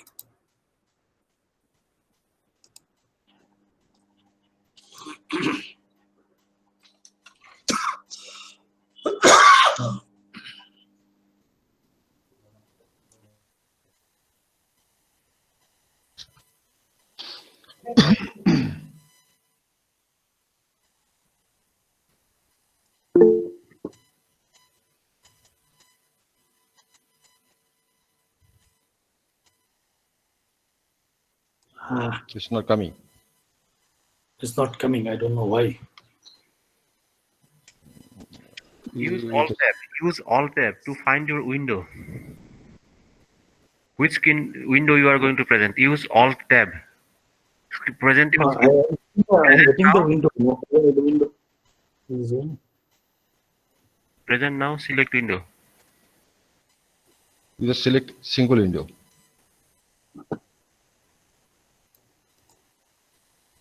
A window, second option. Yeah, I'm doing that. A window. Yeah, now I got it. Yeah. Is it visible now? No, sir. Yeah, it's coming. Yeah, it's coming, sir. Yes, sir. Yeah. So as you know, my topic is adoption and use of e-learning tools for learners, and some of the topic is already covered, and we have overshot the time. So I will be trying to be somewhat concise. So there are various e-learning tools available, starting from Moodle, Namo, MOOC, GoToMeeting, etc. But what we found during this COVID-19 situation, because we had to immediately start our e-learning process, that G Suite for Education and Office 365 Education, both of which are freely available for Education Institute, are easy to leverage, and we leverage G Suite for Education. There are some other tools also, like Cisco WebEx, which is been a very old commercial video conferencing platform, or Zoom, which is a new Chinese platform, but there are some security issues, and there are some niche apps also. But for our purpose, Google G Suite for Education has done wonderfully well. So what we did in AU is, as I said, we have adopted the G Suite, and mainly the Google Classroom as the learning management system, and Google Meet as the video conferencing, and Dr. Ananta Soikia will be going into details of that. What we have also done is given AUC an account to all of the teachers and students, and also we have made available the online resources through Easy Proxy Server, which can be authenticated by the user's Google account. We are also now provisioning the Microsoft Office 365 tools for all, and we have given trial access to Grammarly, a software that helps write grammatically correct English to all of the teachers and students. And also we have leveraged Urkun, that is a very good plagiarism detection tool, so that the students or teachers, they can write original content. Now, merits of e-learning. Peter Drucker, the renowned management guru and writer of many management books, said in 1977 itself that universities won't survive. The future is outside the traditional campus, outside the traditional classroom, and distance learning is coming on fast. However, it took 43 years and a pandemic like coronavirus to take us outside the brick and mortar classroom and put us into the online classroom. Though before this also, people have been dealing with online classes, but it never happened in such a massive scale as is happening now. Now, what are the merits? It lacks physical boundaries. Like now I'm presenting my talk from my home. I need not be in the campus, my office, or my classroom. So from chalkboards, we have moved to chatboards. It is also very time and cost effective. There has been a survey that says that it is 53% less expensive than offline mode. I don't know about the accuracy of this data, but even if it is 53% less expensive, this is something that has to be thought about and used.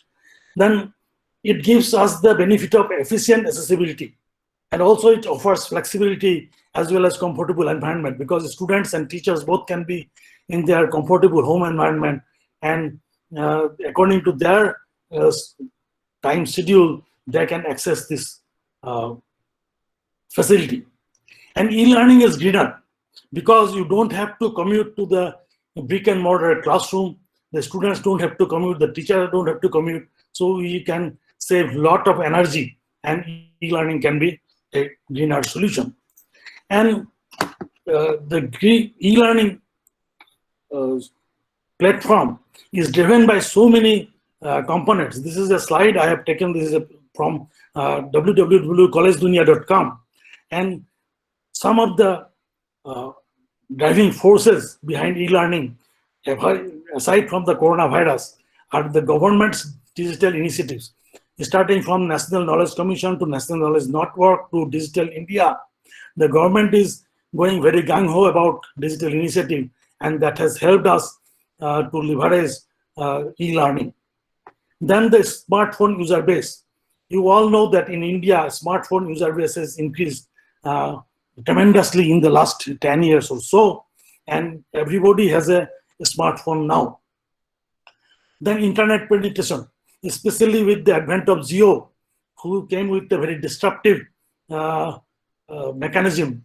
The internet has become very cheap, data has become quite cheap, inexpensive, and become available to all. The disposable income, which was there before the coronavirus pandemic because of the growing economy, also helped us to move online. And you all know that India is known for its young population. We have the largest number of youth among us who all we know that digitally very savvy, and they can take to online education quite fast. And as I also mentioned, the cost of online education is less. However, one has to be wary about the availability of the quality of education online, and also employability quotient, because how much the employers will be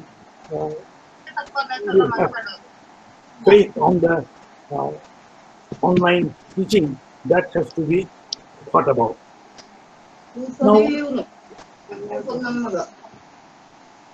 before we can start to talk about e-learning content, to implement e-learning content, we need to define the scope of the e-learning content, which we do not have to.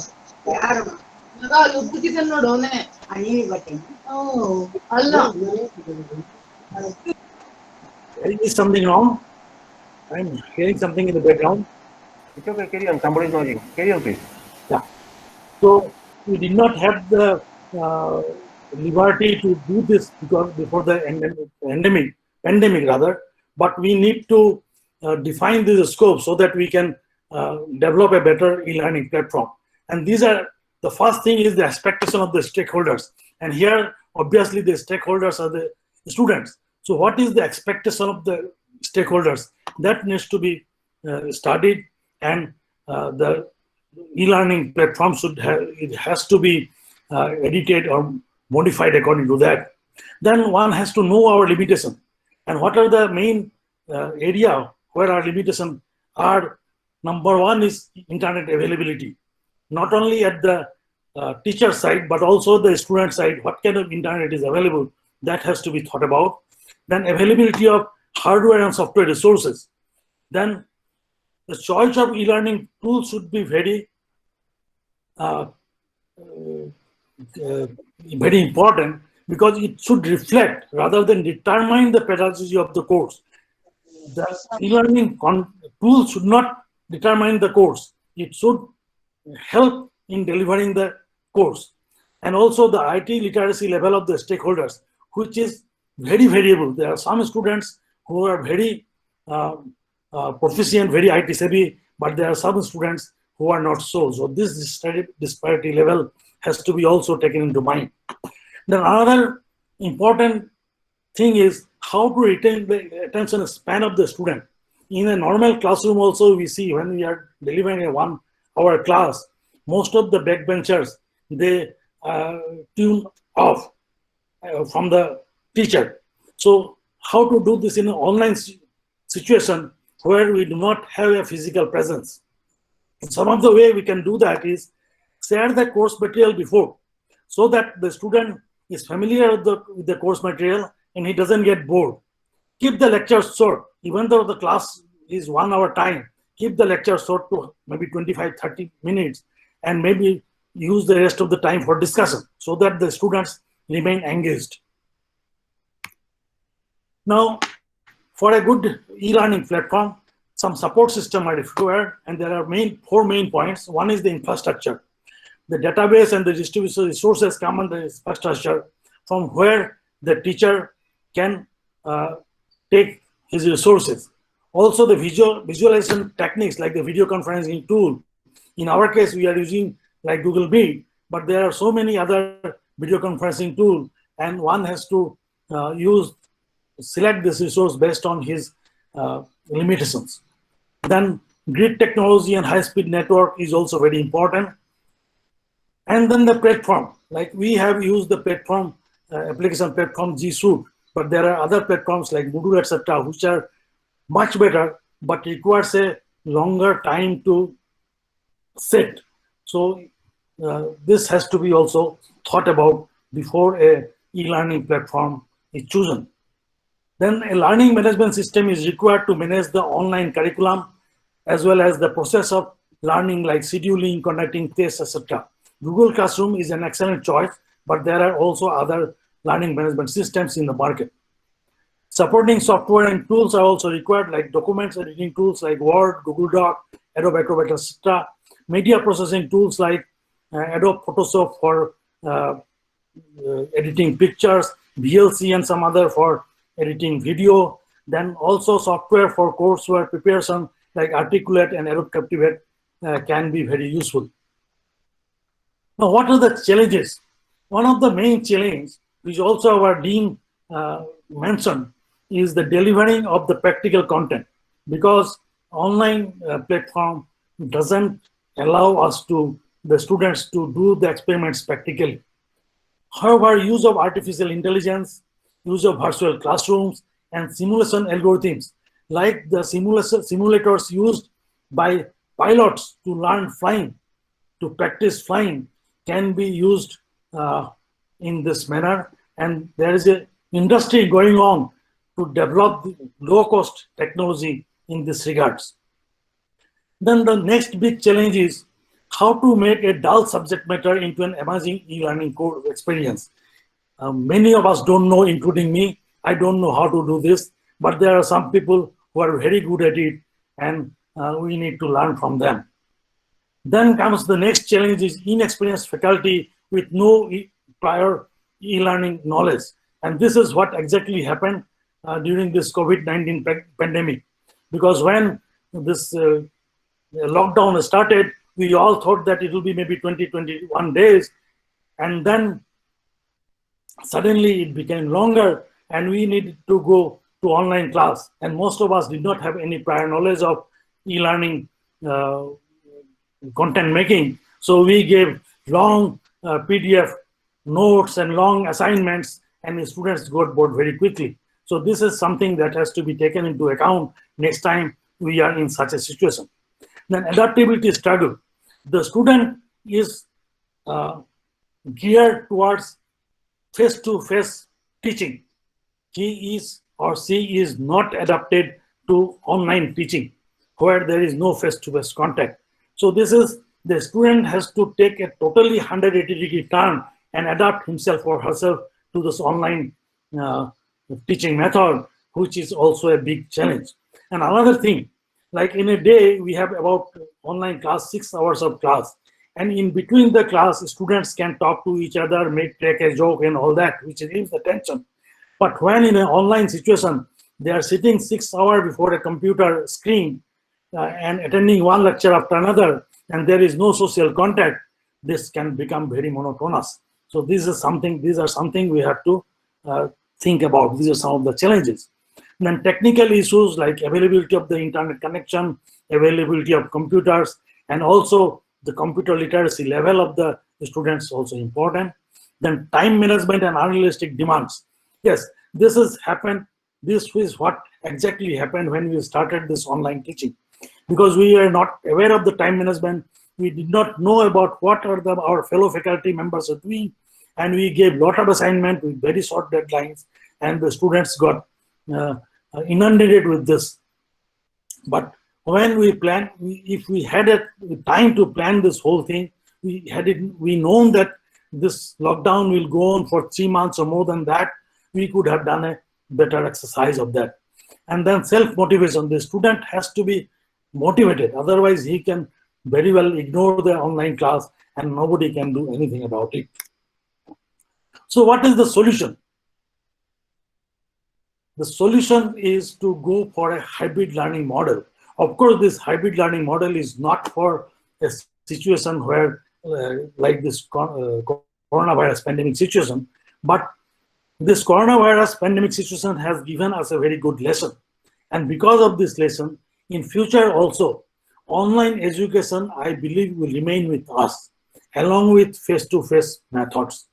So what is hybrid learning method? Is a blend of online and classroom teaching method. And it reduces the sit time in traditional face-to-face course. But it most of the course delivered to online mode. But in the face-to-face time, the students can be engaged in collaborative learning experience for lively discussions, group discussions, so that things can become clearer to them. And the online component can also include multimedia enhanced content and channels for ongoing discussion.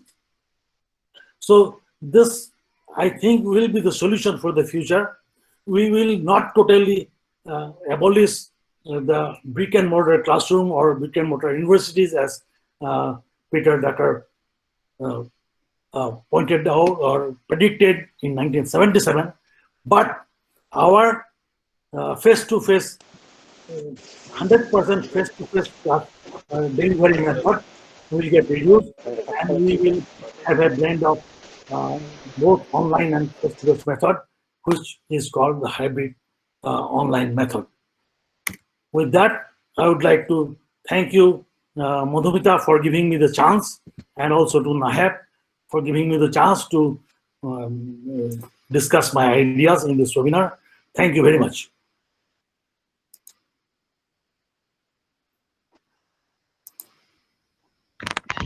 Thank you very much, sir. You've given a very nice presentation, and that is what we all wanted to hear, what tools to use. And as you have rightly said, the faculty, the deliverers, content deliverers have no prior knowledge, but I'm sure we've gained something from your presentation. We'll try to see what we can, get from them, gain something from that, and try to apply some of this. Thank you, sir, once again. Thank you very much.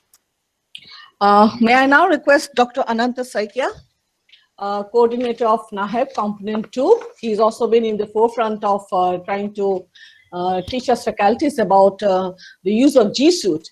And I would like to request him to tell us about more about the G Suite and how we can use it to disseminate the content. Sir, over to you. Thank you.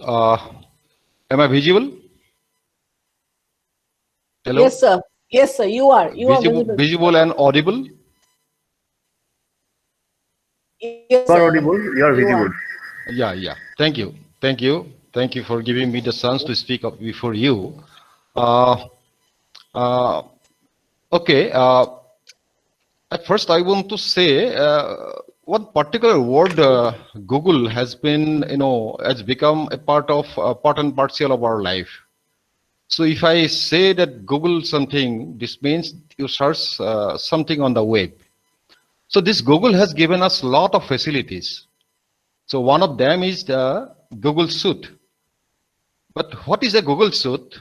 One Google user, any Google user, means having one identity in Google system, like one Gmail account, will have the access to your G Suite applications. And also there are some other versions of the Google Suite, especially meant for the educational institutes. So what are the difference between one general Gmail user is getting in Google Suite and one user in the educational institute is getting the facilities? There is a vast difference between these two systems. So to give you one example, say one normal Google user with a normal Gmail account will have about 15 GB of space in the Gmail, in the Google Drive, or in all storage systems in Google. But a normal basic Google Suite user in a private institution will have 30 GB. But in an educational institute, one user in their own domain in Google Suite, the limit is unlimited. So this is one example. So I will go into some of the important things about Google Suite. I have a little presentation.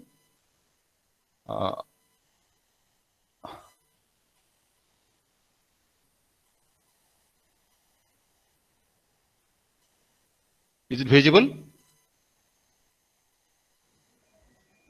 It's coming, yes. It's coming, okay. Okay, so I will just speak some important aspects of Google Suite app. There are a lot of apps under it. So there is a combination of different apps under Google Suite. So here, we can classify all the apps into basically two different groups. One is the core services.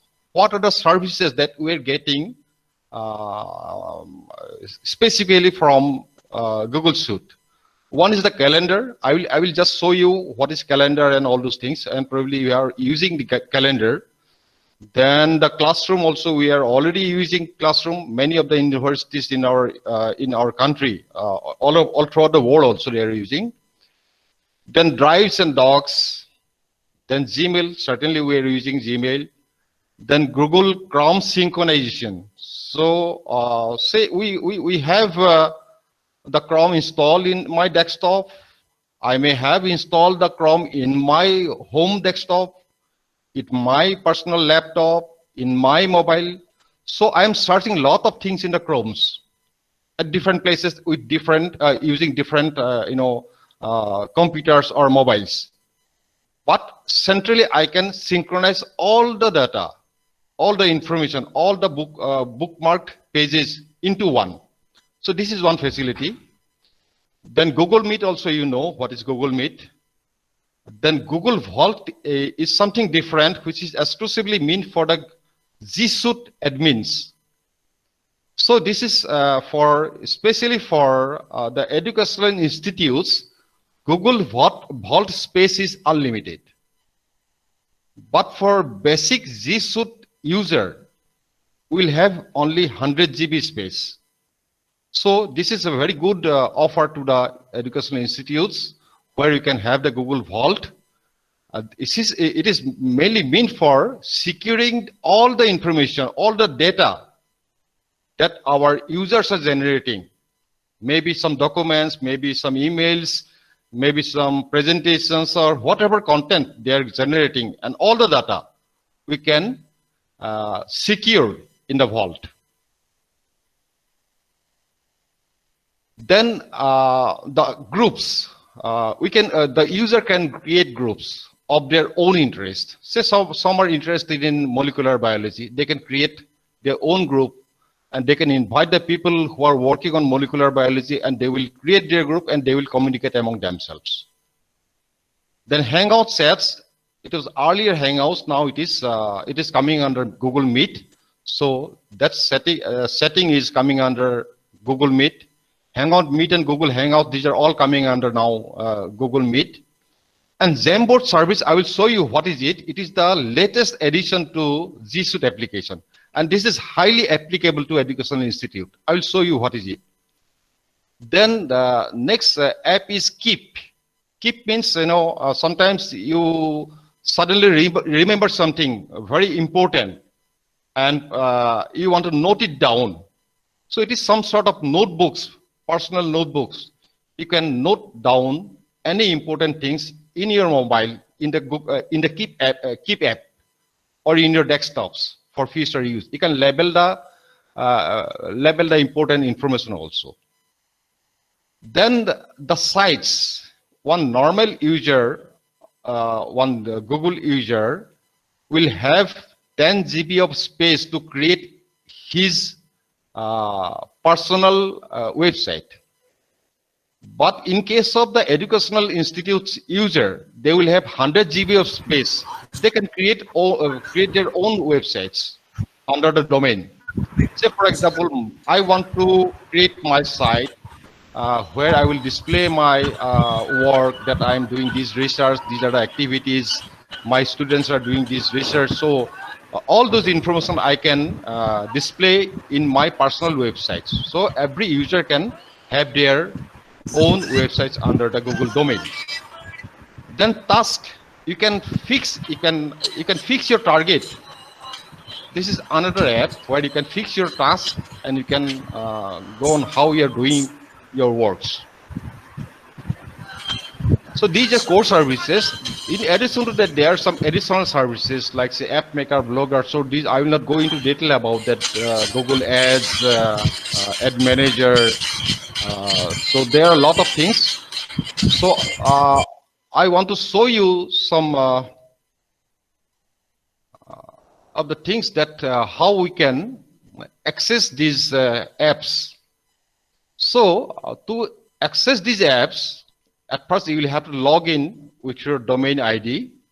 So to give you an example, in our AU site, we have our domain au.ac.in domain.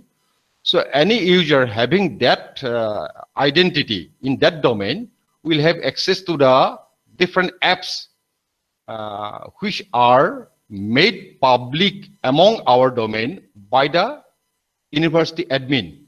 So these apps will be made available to the users only through G Suite admins. So here, once you have logged in as the G Suite user, the basic way of logging in is by logging to your Gmail account in the Education Institute domain. Once you have, this is my email, so I have logged into that. Now, to access the other apps here, at this point, I will just click on the 9 dots, then all the apps will be available to us. So here, the business is not so linked to us. It is mostly to monitor your customers and all those things. So it is not exactly related to the educational institutes. But the drives here, we can have all of your documents in the drives. So this can be synced to your individual desktops or mobiles. Whenever you create one document, that will be saved in your drive. Then also you can share some of your drives also. So the space for the drives as well as Gmail and all your vaults and all, it is unlimited for the educational institute user. Then the docs, this is a web version of the Word document, but it has a huge number of versatility. So this is one say blank document. So our admins have added some add-ons in the Word. What we do that we can also do it here, or we can import the Word documents here also, and we can work it here.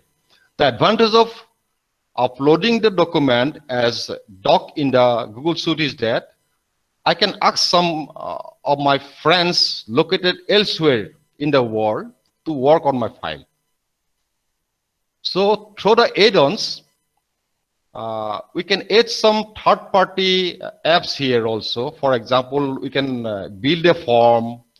We can insert some diagrams like say flow diagram or whatever diagrams. So Lucid diagram is one third-party program. So math equations also we can use. Then Word cloud generator. This is very, very important facility here.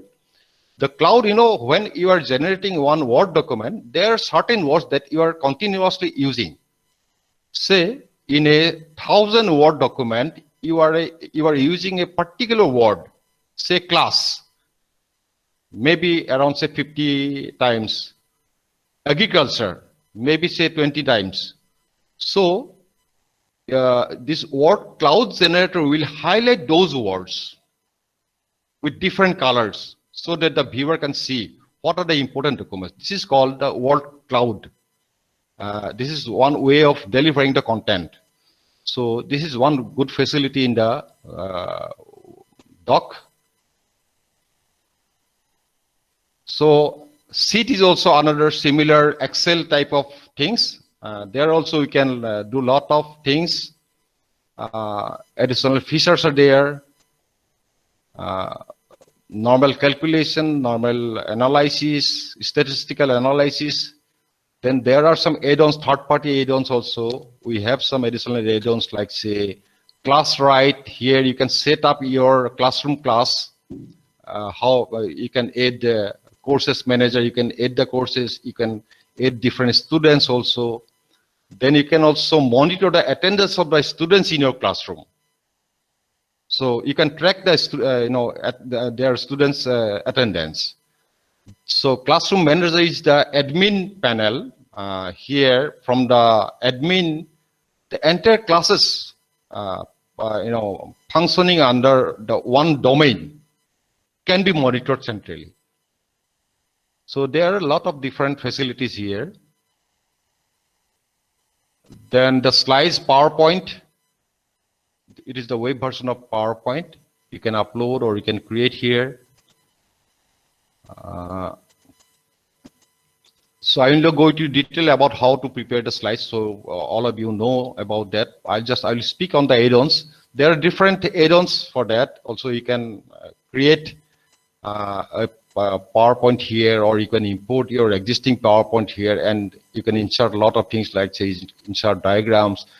And another one third-party app is the Peer Deck. This is very, very important. This is one very important app where you can create the interactive PowerPoint. Means once you are showing your slides to your student during presentation, on the side of your slide, you can put some questions based on that particular slide, and the students will be asked to answer that particular question on that slide. So that can be done. You can highlight a definite part of the slide also here. So this is about slide. So calendar, you can put an event there. The Meet also you can schedule. Set also Meet also how to organize one Meet. Then Google Plus. This is you can say something like Facebook. But what we have in the Facebook, we have the friend circle there in the Facebook who are having a lot of different varied interests. Say out of 100 friends, say 50 friends may be interested in science, 20 friends may be interested in say maybe agriculture. So in Google Plus, you can have your own group of people having the similar interest. The sites I have already talked to.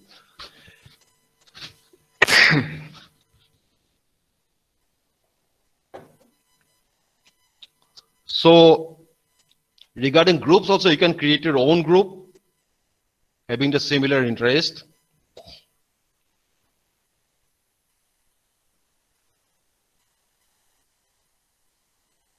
So you can create your own group.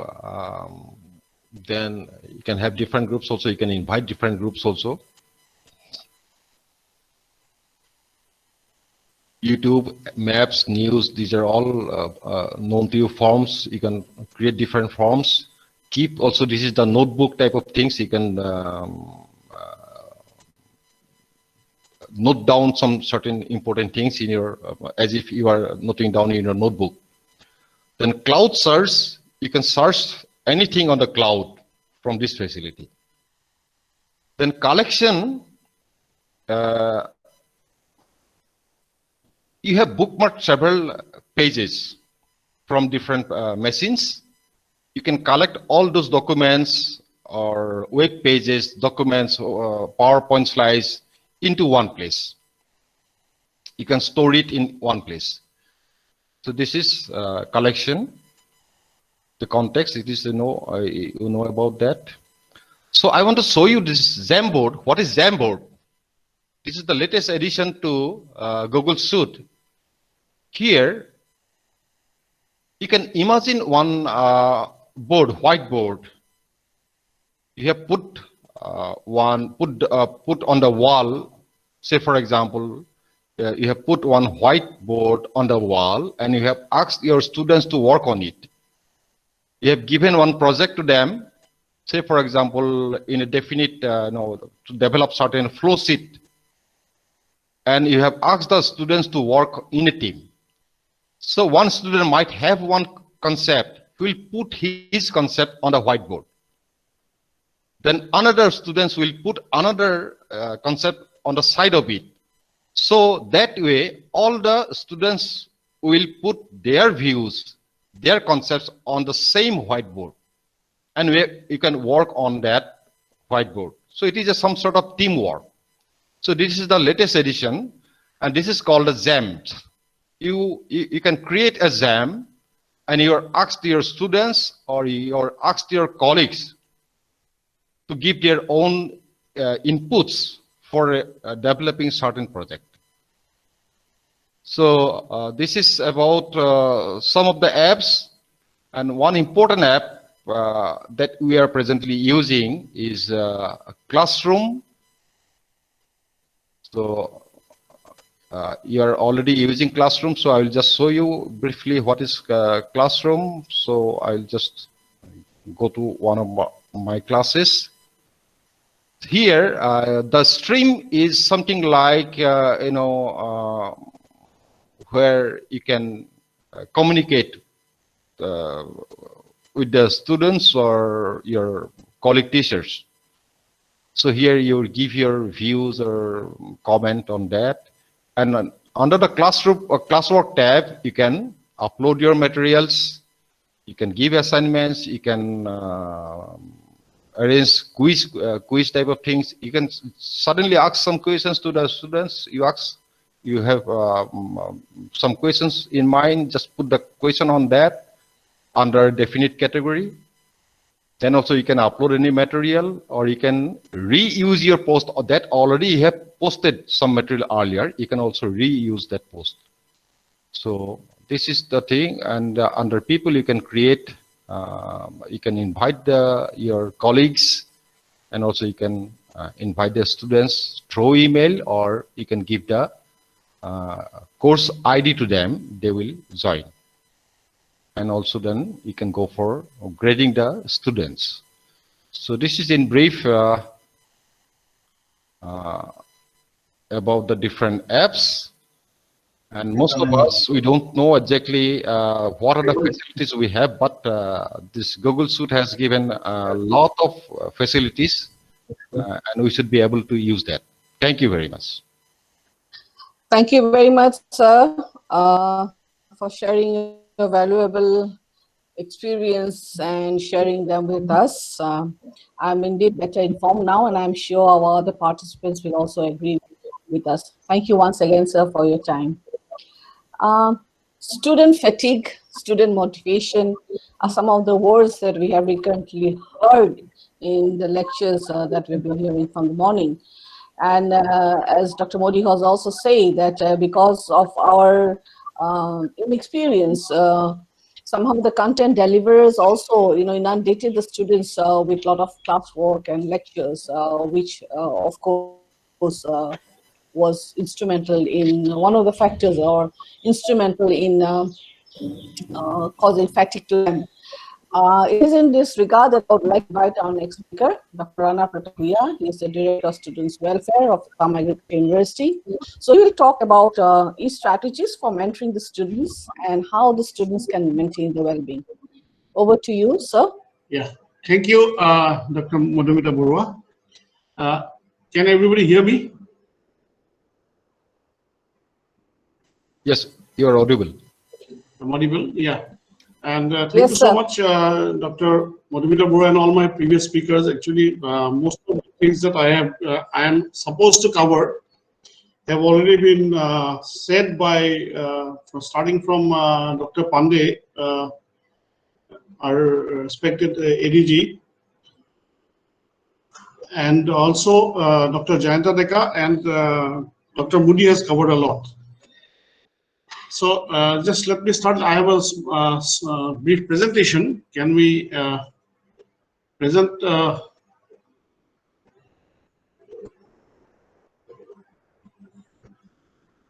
Yeah, am I visible? Hello. Yes, yes. My presentation is visible. It is also visible. Yeah, so it's about effective mentoring, learner health, and well-being in e-learning. It is not in presentation mode. Sorry? Your PPT is not in presentation mode. Okay. Okay, slideshow. Okay. Go to slideshow.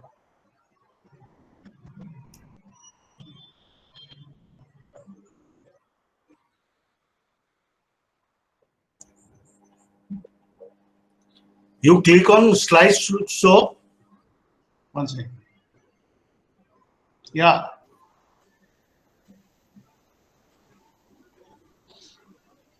Is it coming? No. You just don't click on that slideshow. You continue as such. Otherwise, it is coming half. This is coming? No. Coming 50% only. So better you just resort to earlier way.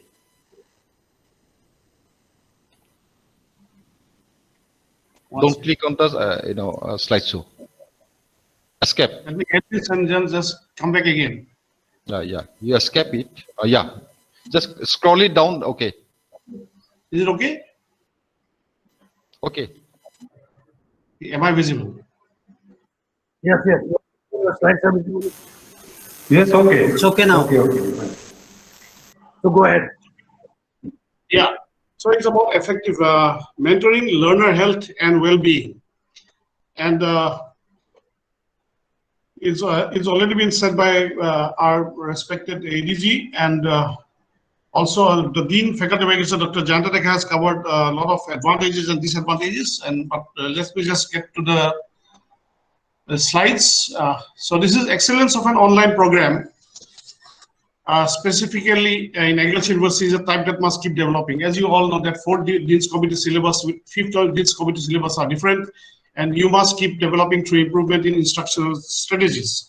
So the course content will keep varying as new frontiers in agriculture are being conquered over time. And e-learning course experience is never complete without an unbiased mentor, a person who is actually going to mentor the whole thing of an online assignment. He may be giving it to a teacher, otherwise the mentor can himself be a teacher to change according to the students' requirements. So it's even Dr. Marwa has stressed that things are getting different. More of online programs are coming up. And why I'm saying unbiased is that because he can assess the strengths and weaknesses within a group of students. So all the students will possibly have students who will, some of them are, they do not have a speed in learning as much as the others.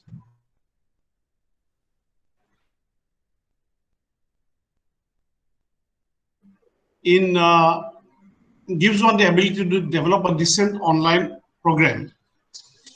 And participants must know as to what skills, knowledge, or tasks they need to work on during the online session. Because the online session is most effective when it is target specific. And also, the mentor must have a clear idea of which subtopics or secondary skills need to be deliberated upon. For example, UG teaching will be different, PG different, PG will be different, and subject-wise it may vary. Economics will be different from what plant breeding is. So it's something that, it may require different resources. And mentors must ensure that there are, collaborative assignments given, frequent discussions, the use of technology, like Dr. Murthy and Dr. Saikia has already stated, that there has to be some other alternative channels for communication. There may be a lot of communication before and after, like Dr. Modi has stated that you have to be able to give the notes ahead of the lecture, the actual assignment or the actual online class. And when preparing for an online class, we have to keep in mind the mentor-mentee guidelines. Because a teacher, we do not have to teach. We have got so many, good teachers in all the agriculture universities, but he is skilled in his and her own subject matter. But sometimes a junior faculty or a senior faculty may be smart to help him out with the online lecture, because that will help in maximizing the productivity of both the mentors and the mentees should understand what is the preferred method of communication that is going to take place after that, and how many times will they have the discussion, or when will the discussion actually take place, or how will his or her progress be addressed or her progress be assessed. The co-faculty may be a smart mediator who ensures that both the mentor and mentee are satisfied and most of the obstacles are sorted.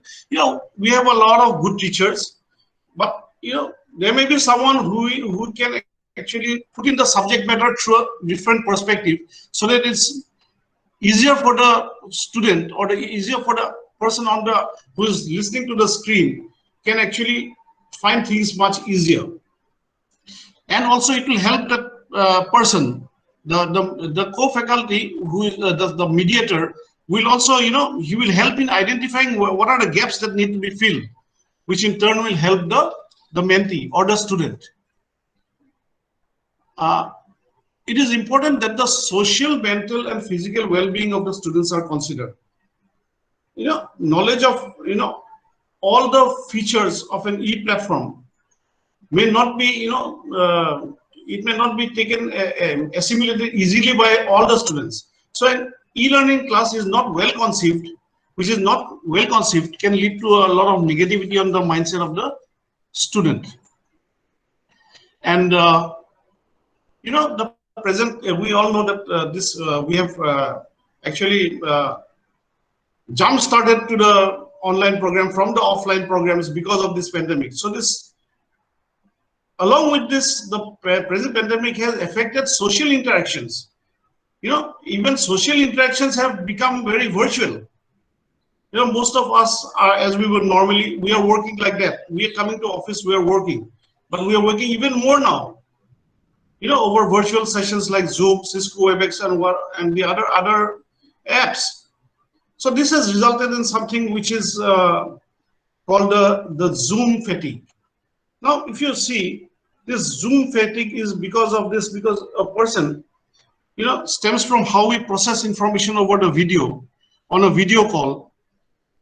The only way to show the person who is actually giving the lecture or who is actually conducting the class, the only thing is that we have to stare at the camera and see that, yes, we are attentive.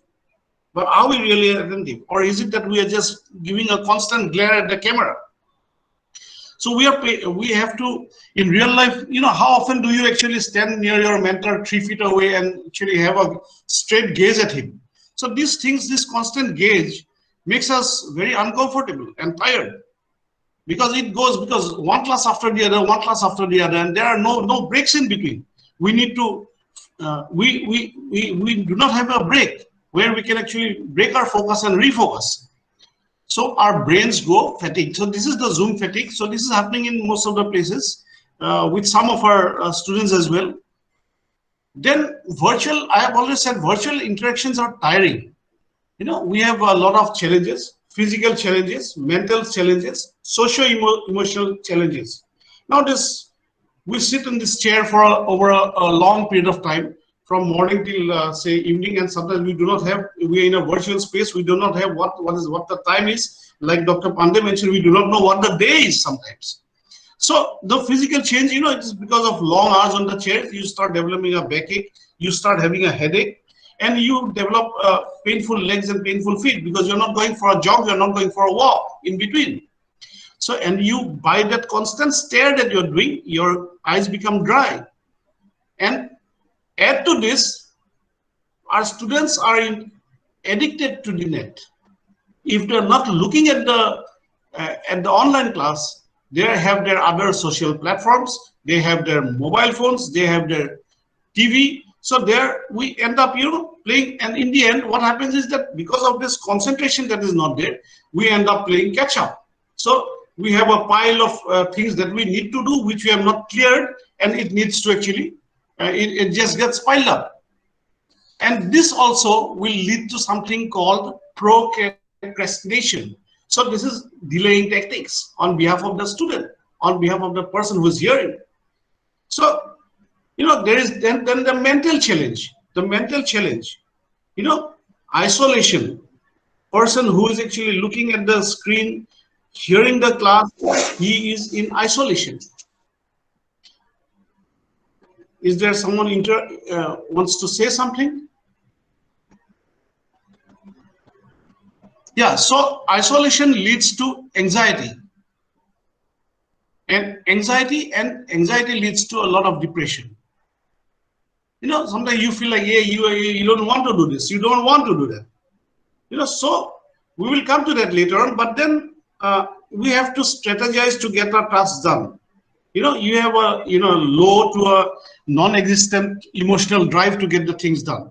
So you have to consider your strategies. Like Dr. Ananda Saika said, these are the tools in the box. So you need to actually bring out some of your own strategies. Then there is the socio-emotional challenge. The socio-emotional challenge. So, there's this famous Mehrabian study. He was working on non-verbal communication. So there will be someone from extension. He will possibly speak about that. But then he has said, but this is not to be taken very statistically, but that's what everybody says. Even you find it in the Wikipedia, that 7% of meaning is derived from the words that are spoken.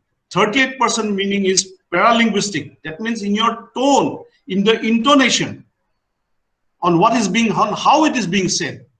And 55% of the meaning is from the facial expression. So totally, if you add 55 and 38, is 93% of our communication is non-verbal. That includes facial expressions, tone, body language, etc., which you do not usually find in an online program. The facial expressions, the tone, the body language of a person on the screen, we don't know. So add to this the problem of connectivity in some of the areas. Some of the, in fact, it's happened to me. I was on this Ministry of Youth Affairs and Sports site, and then suddenly the connectivity went off. And then, these things added together, we tend to lose out on all the subtext. In offline class, you have a lot of subtext that you can concentrate on. Here, the meaning is actually gone. But we are hopeful that in the future, there will be more platforms coming in with where this can take care of these things. The tone of what I've said about the tone, the intonation of the voice and body might indicate how far you are ahead of the other person or how far the other person is ahead of you. The person issuing the instruction, and you get the message fully through the words without having to be an expert in body language to understand the meaning. Something I say, okay, all of you get outside the classroom. So in an offline class, you say, yes, get outside the classroom.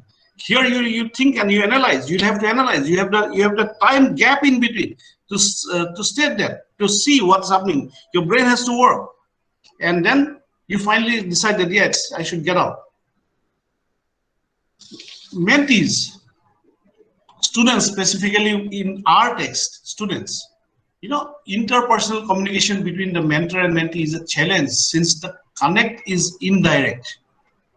And I've already said that you are in an isolated environment, and students who spend an excessive amount of time on electronic devices, you are having a social, isolation, and then you are also having the social distancing, and you're moving from this to the other, from this social site to the mobile phone, to the computer to do something else, and then to the TV, and you are ultimately it is a decreased academic achievement, and then it will result to mental depression, and this will ultimately result to procrastination. What I said, delaying techniques is a major problem affecting the students.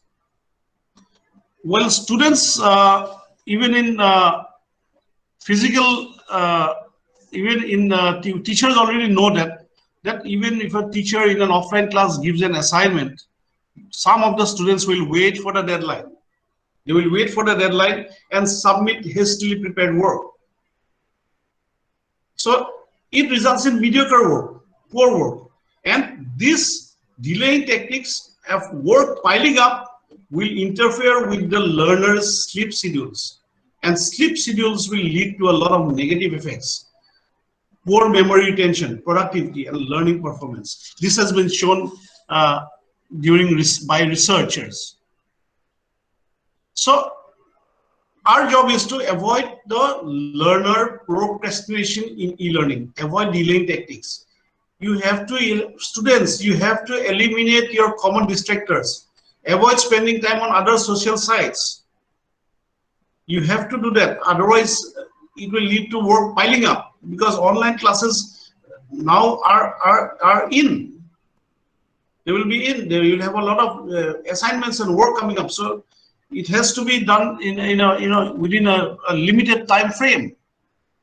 For teachers also, you have to eliminate the common distractors, because in the course there cannot be a disorderly page design with a lot of loud background music. It cannot be cluttered.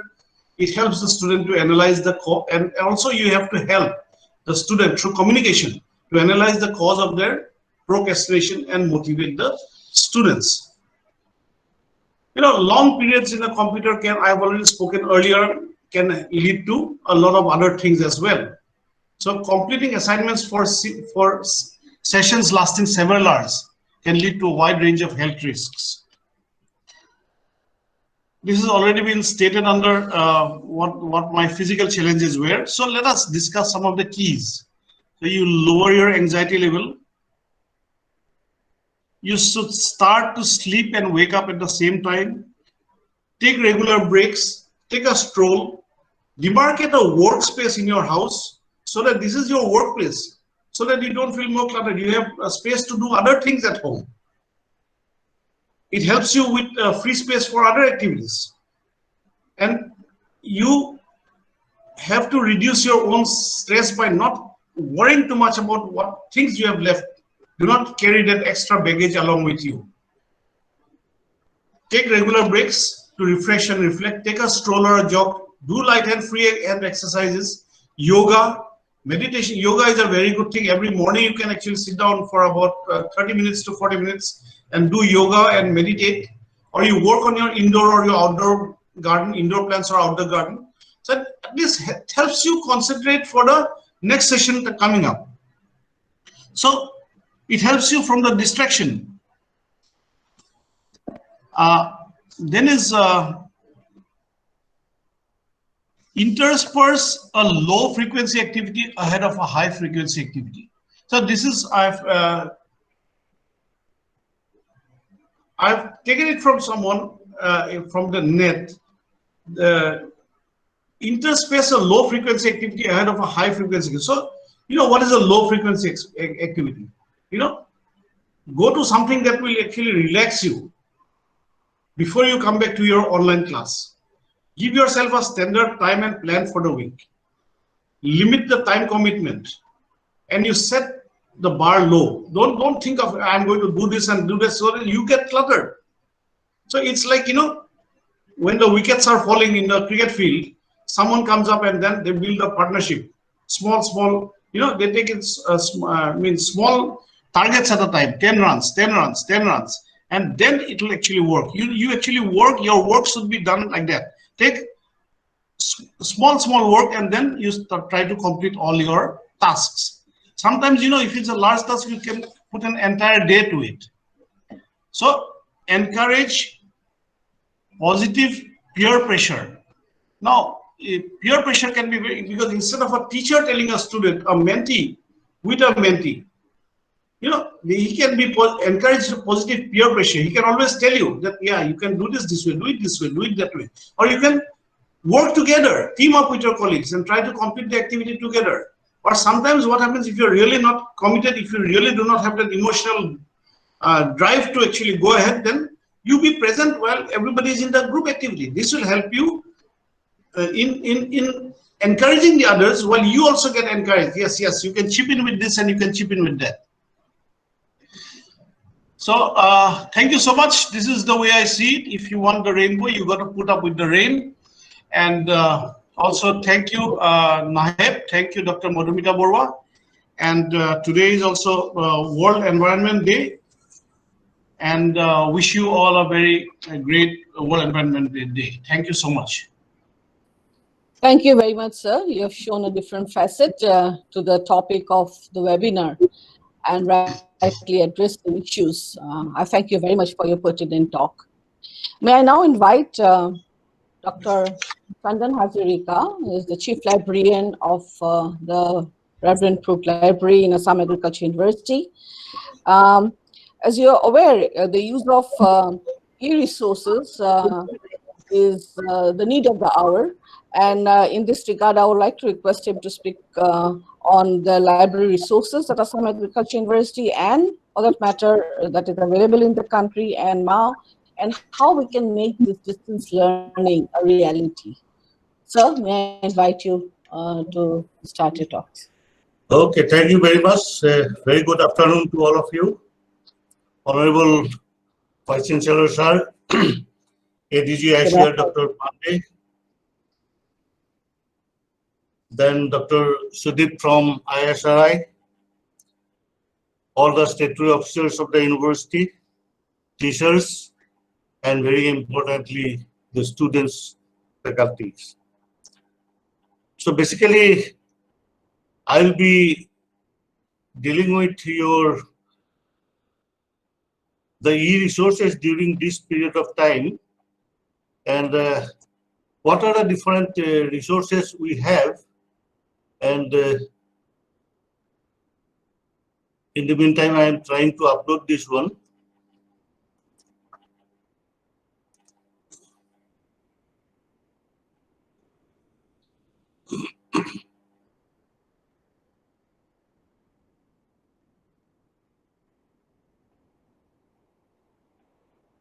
It's coming.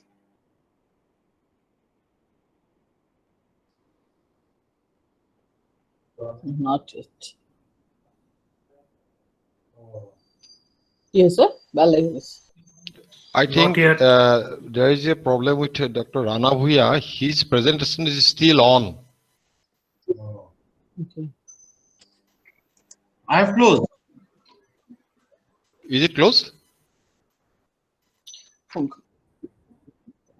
You have minimized, but you have not closed the presentation. Yeah, you to stop the presentation. You have to stop the presentation. Stop the sharing of presentation. Now it is coming again. Yeah, yeah. Library presentation is coming now.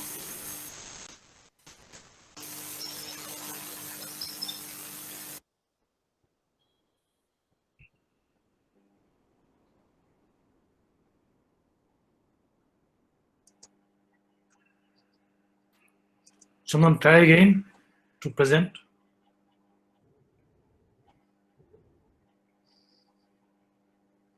Saying you're presenting, but your presentation is not coming through.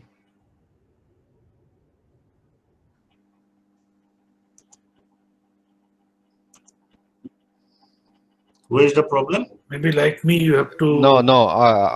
I came to know you are presenting your entire screen. You present a window. I presented the window.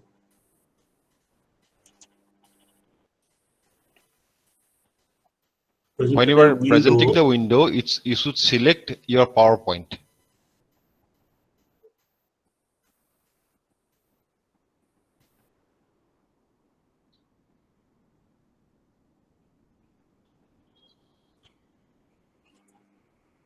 It's not yet coming.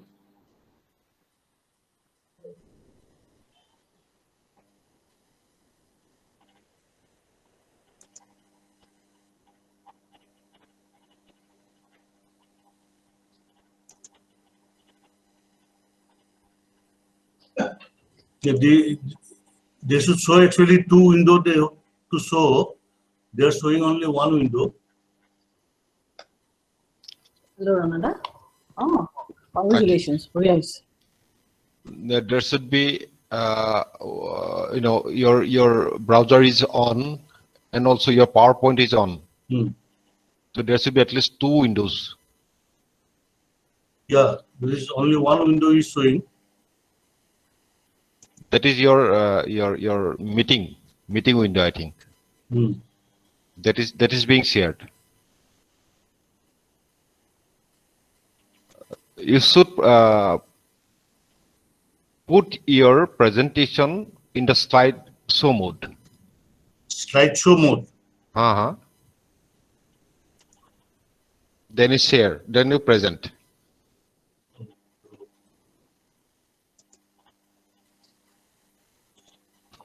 Or you can do another thing. You present your entire screen. Then you select your presentation.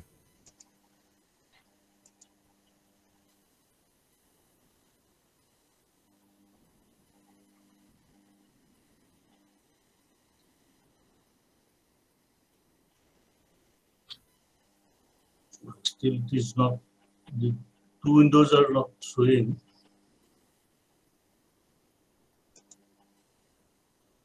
You present your entire screen. Entire screen.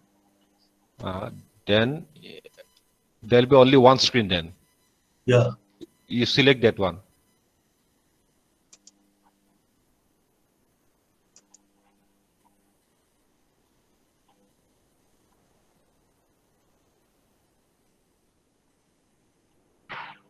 Now go to your PowerPoint. Yes, it's coming. It's coming? Yeah. Okay, basically library e-resources, there are two different things actually. One is your throughout pan-India, there is an open access resources are there, which can be availed by anybody. This is your open access resources. And in open access, actually, this is mainly maintained by, it is sponsored by MSRD and it is developed by IIT Kharagpur, that National Digital Library. And this in this National Digital Library, a lot of e-books and journals and documents, videos, classes, so many things are there. And they have these are different e-books and e-book publishers. And if you go to this section, actually, this can be availed by anybody. This is encyclopedias are also there. Then again, your journals are there, lot of journals, CSIR, Indian Academy of Sciences, Medical Research Journal, National Science Academy, Indian Journal of Statistics, and everything is there. So one can access all these journals going into that portal, that your National Digital Library. That is one thing. But my main focus is on our university library. And the university library, we have a lot of e-resources. When we say e-resource, it is your e-books as well as e-journals. So at present, we have around 4,500 e-books we have purchased, and these are already uploaded in our library OPEX system. So how you can access these books, or how you can download or you can read? The students in our university website, what you can do, this AUAC if you log in, you will see that this one facilities is there. Facility window is there in the home screen. So in the facilities, you can click the facility, and these there are different drop-down buttons are there, and you will find library OPEC. OPEC is your online public access catalog. Then if you click the OPEC, then this is the screen you will see. So here, there are different OPEC home, then your e-resources, e-books, newspapers, then internship, video library, EZ proxy, everything is there. But we are mainly interested in e-resources. So here, in this e-resource, if you click, you will see the different publishers and different groups actually, starting from your SERA, Delcon. Delcon is your DBT sponsored or DBT maintained e-resource. And these are different things. And finally, it is your EZ proxy that I'll talk you after a little time. Then these are the different resources. And in these resources, you can see this SERA, the Consortium of E-Resource in Agriculture, there is 2,923 number of journals are there, e-journals. Then Delcon is also there. Then Crisicos. Crisicos it is your starting from your thesis, reports, valuable books, the old books, everything is, even nowadays your annual report, then magazines, everything is uploaded in Crisicos. It is already, Dr. Pandey has said there is more than 2 lakhs of resources are available in this Crisicos. And this Crisicos you can upload from that NDL site also, or from our university website also. Then ebooks, these are ebooks actually, we have purchased our library resource. Then Wiley, Elsevier, Cambridge, SF, KB, WT, Bibliotheques, Extrail. These are all different publishers, different ebook packages are there. And as I said, altogether we have around 4,500 ebooks are available. E-resource, one is your SERA. SERA is Consortium of E-resource. This is probably you might be knowing, or you have accessed this one. Or if you have not accessed, I will just tell you how to access all this. Delcon is also DBT Electronic Journal Consortium. It is there.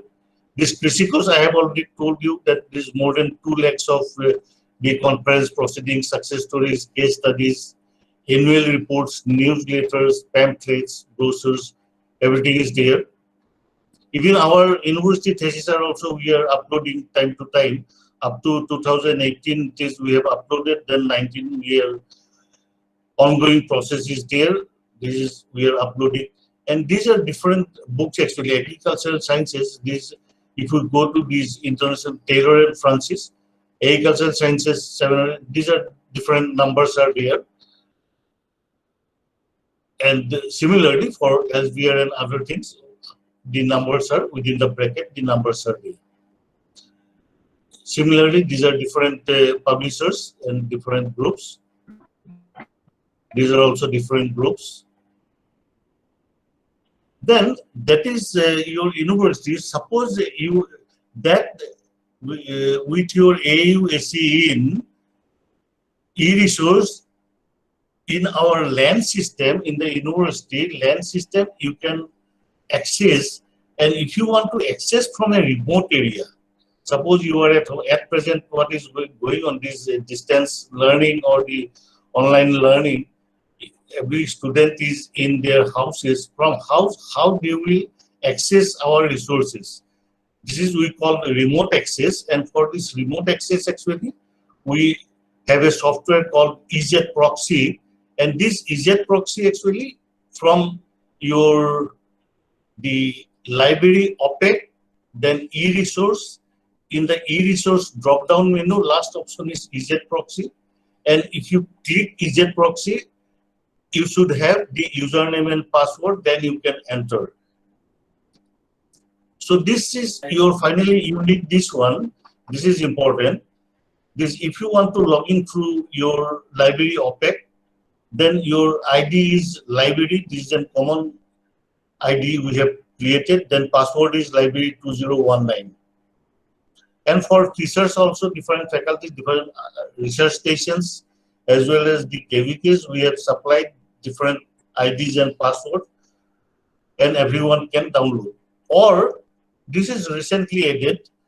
This, if you have an AUSE in email ID, then you do not need this ID and password. Your email ID is your ID, and your original password is your password for accessing this e-resources.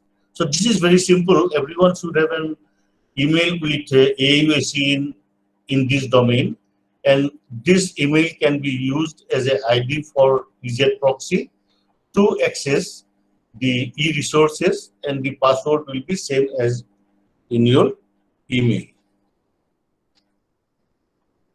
So when you log in to the EZ Proxy, you will get a screen like this. Here these are different your publishers. And most importantly, we have a database. This database is very much important. The Indian Agricultural Statistical Database we have, and this database actually different district-wise, block-wise for several years time series data, starting from your soil type, rainfall, production area, different crops, export, import, labor, everything is available, fertilizer consumption, sunshine. So you can, if you are in need of such type of data, this Indian Agricultural Statistical Database, we have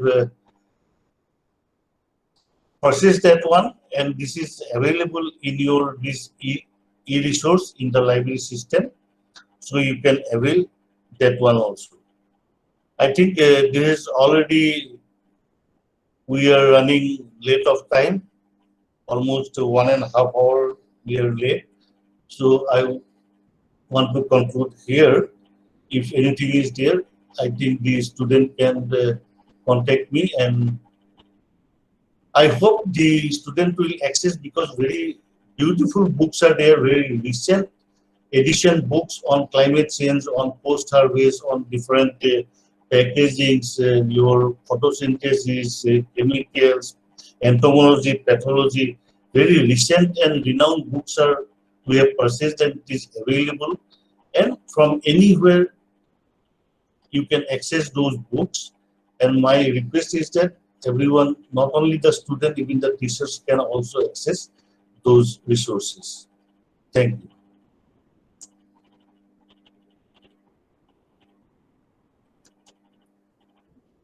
Thank you very much, sir. A very informative lecture indeed. Thank you so much. You're much better informed now about the library resources. I'm sure all of us will utilize it better now. Thank you. Thank you. Thank you, sir. We have a next lecture on communication and engagement strategies at a distance, reaching out to the students. And for this, I would like to request Dr. Sundar Borman, Associate Professor in the Department of Extension Education.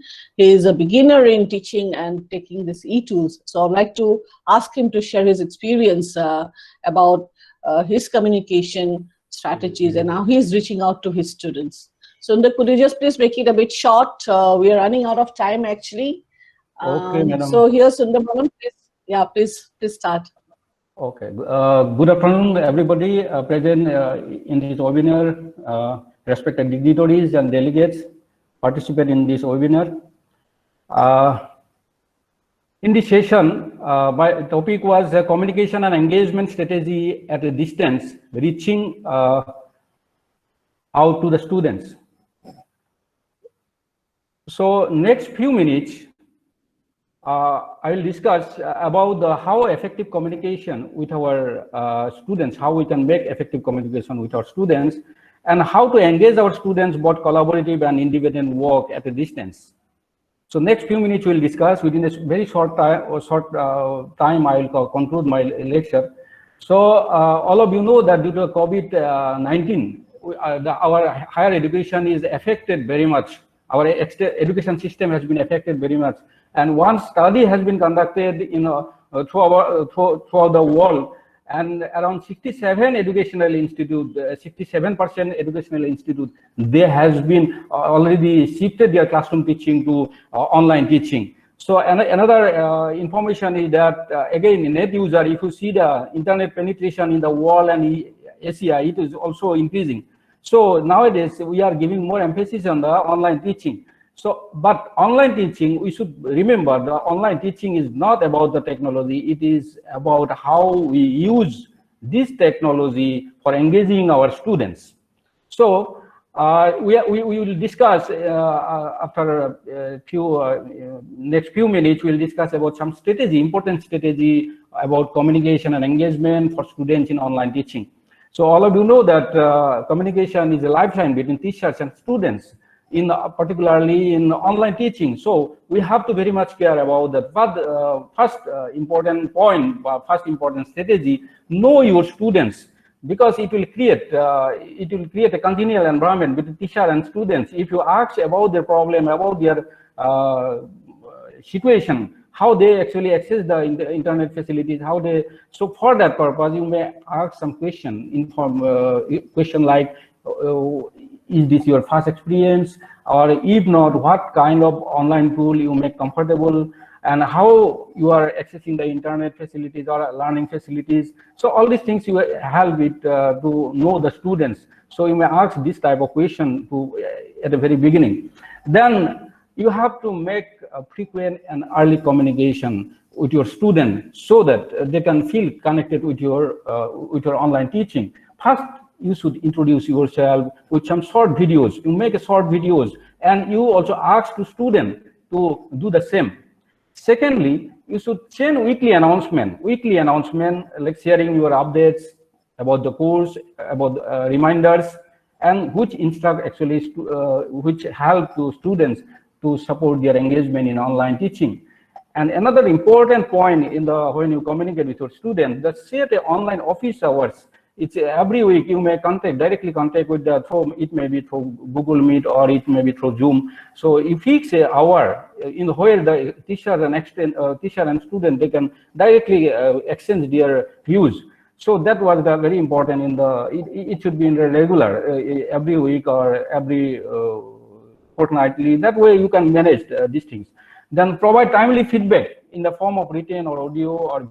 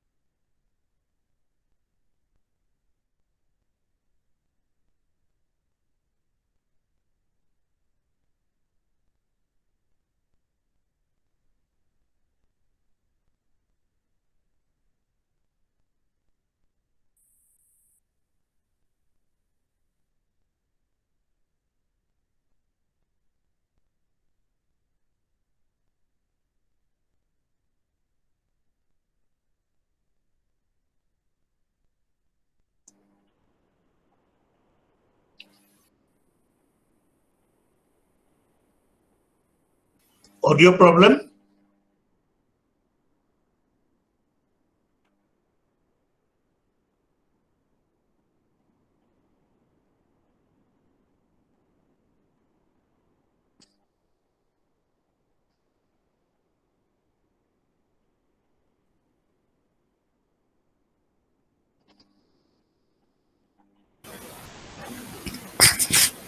Finish niki খেল? Audio problem?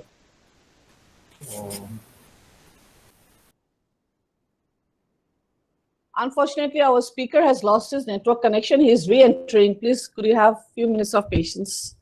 He's coming back again. He's trying to come back. Oh, yes. Our speaker is trying to come back. He lost his connection.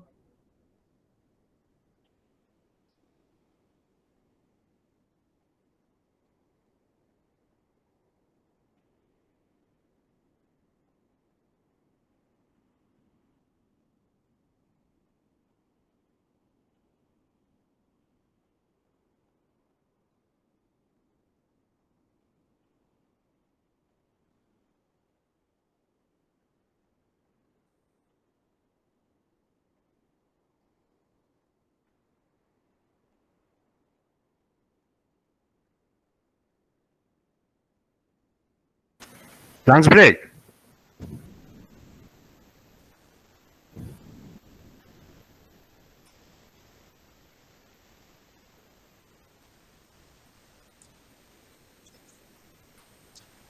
Sundar is not traceable. He has lost. Break. Give us a lunch break, half an hour. No, we are getting packet lunch here. It is on online mode. No, I have seen it. No, somebody has given me, no? Okay. He's trying to reconnect. He's trying to reconnect. For some reason, his connection was lost. But madam, he is safe, no? He is safe. Thank you, sir, for your concern, sir. Oh, He's yes. safe. We kept him safe. Oh, yes. I was wondering, since we have time, I don't know, can we bring in a student and ask if Yes, yes. Yeah. What is this one? Hello, who is it? Is Birenna Gogoi out there? I see her. Birenna? Yes, ma'am. Yeah. Am I visible, ma'am? Yes, you're visible and you're audible. Please tell about your experience, about the e-learning experience. You've been undergoing various classes, going through the e-learning modules that the teachers have been taking from here. Please tell us or give us your feedback about those learning processes. Yes, ma'am, definitely. All the faculties have already mentioned everything. Like, yes, definitely we are experiencing those experiences only, like about the comfort we are getting in the online classes or the pace, or like about procrastination or being self-disciplined. Definitely, we are it's very necessary, becoming very necessary for us to be self-disciplined in this period of time. And from the students' point of view, I just want to say that I personally feel that online classes is definitely having a gap in communication. Everyone have mentioned it. And also I want to say that as a student, we have to pay a lot of effort to concentrate on an online class rather than a normal classroom, physical classroom situation. Even if it's the same faculty, the same topic, the same subject we have been taught, but it's much easier to concentrate on a normal class than on an online class. This is my personal experience. And also I think there is a benefit about this, that for the shy students or having students who have some communication problems or public speaking problems, they are having an advantage in asking any question or any doubt over this online class, because even right now, I don't feel like speaking of hundreds of people, in front of hundreds of people. I just feel like I'm speaking in front of a camera alone. So they don't feel that awkwardness about speaking in front of many people, but they just can ask their doubt. Even there is a facility of messaging in the Google Classroom itself. We can even ask our doubts by that way also. So it's becoming very effective. And since agriculture is definitely a practical based problem, we are definitely facing lagging behind those practicals. But I think there is some positive ways also, because when we were having physical classroom situations, there what happened, we are given the practical, we do the practical, and then one part of the context have been given, which have been taught to us, which we understand, and then we do the questions or the numerical parts. But here and there we have to write the whole thing in the practical sheets, like the theory part, the questions, the numericals, everything. But here what happens, that the teacher or the faculty just gives us the content part, we read it, we understand it, and then we do the questions, reasonable questions or numericals or whatever they give us to do, and we submit it to them. So I think that writing in that context part is saving a lot of time here in online classes. So that's a benefit from our student point of view, I'd like to say. And of course, understanding everything from these online classes is definitely not, I think right now is not so possible, but with eventually we can do that. And even certain equations or derivations which have long derivations, be it in agronomy or engineering or in any subjects like meteorology or statistics, when there is long derivations, the equations which were derived from the earlier equations, like this line have came from that line, so many confusions arises in terms of that topics. So certain topics are there, but certain topics, these are very easy to understand. So I think these are some of the problems, and obviously poor connectivity is an obvious problem from both the sides, from teachers as well as from students. So these are the few points that I could grasp. So thank you, ma'am, for giving me the opportunity. Excellent. So it's what you say, you have said the positive points about communication, that your communication skills, you feel that, the persons who are hesitant to speak about have better, are better in speaking in, while on the e-learning mode, right?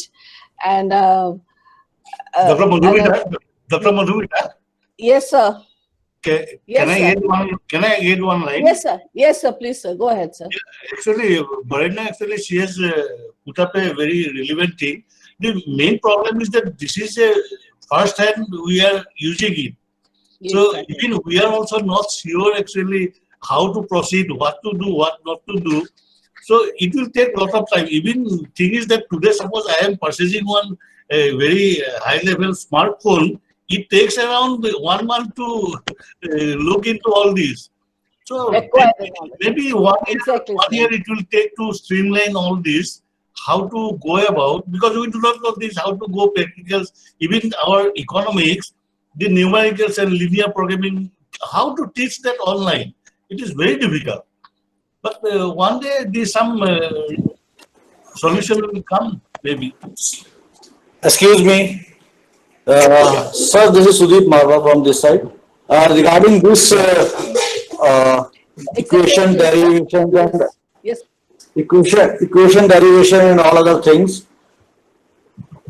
the solution is available. The whiteboard is available in most of the platforms.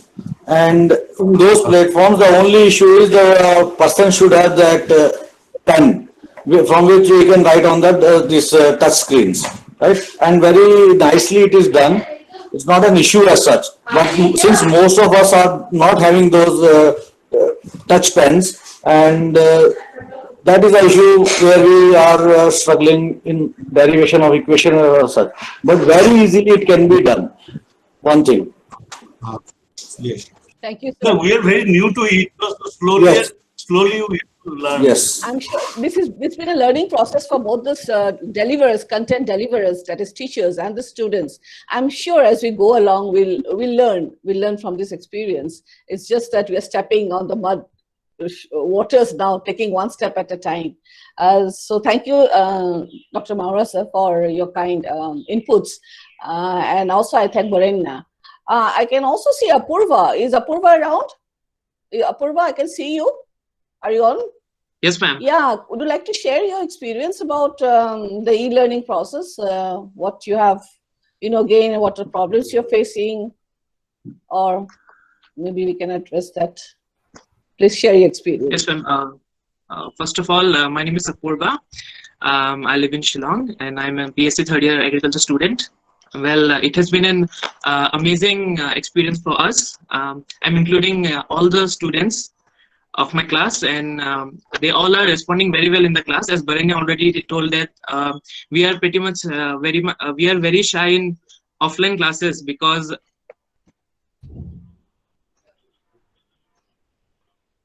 link is locked. Hello, am I audible? Yes, you are. Please go ahead. Yes, we are very shy in the offline classes, but now I have seen that the response have been very good. The students are responding very well in the comment box or in the question box, where they're raising a lot of questions about the topics that are being discussed, and it is a very very good thing because when we are doing nothing, when we are hello. We can hear you. Go ahead. Hello. Hello, we can hear you. Go ahead. Yes. Go ahead. Yeah. It is a it is a very good process because at least we are engaged to something. We are not just merely sitting and wasting our time. At least we are engaged to something, and we are able to execute our intelligence, execute our mind. So I'm very happy that we live in this age that where the world isn't standstill. We are still able to continue our academic session. But at the same time, I feel a bit distressed for the students who do not get continuous network and who do not have a proper smartphone. And by a proper smartphone, I mean that we all belong to lower middle class or middle class families where we can afford to buy a phone only of 10,000 or 12,000 rupees. And in that, we get only a storage of 16 GB or hardly 32 GB, where it is not possible to store all the data, all the notes, and all the PPTs of the class that has been given to us. So I think rather than sending all those notes, if we could have the lectures on YouTube uploaded, it would be very useful for us. Ma'am? Yeah, okay, great. Thank you for your feedback. Thank you for your feedback. So definitely our teachers are all looking into it, our policymakers, our authorities are all hearing what you have to say. So definitely I think in coming days, we will make arrangements to make things available for you in a better way. Thank you for your feedback, Apurva. Thank you. Thank you for joining us. Thank you. Can we have Sundar Burman back, please? He was half done. Sundar, are you there? Hello? Sundar? Madam. Yeah. Yeah, I'm back. Yeah, can you finish off with what you have left? Yeah. Okay. Thank you very much. Giving me the chance again, madam.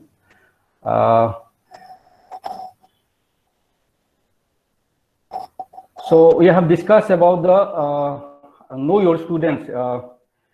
We should know first. We have to assess their information, like what is their problem and how they are accessing the information. So you simply put some question. We can put some question to know their situation.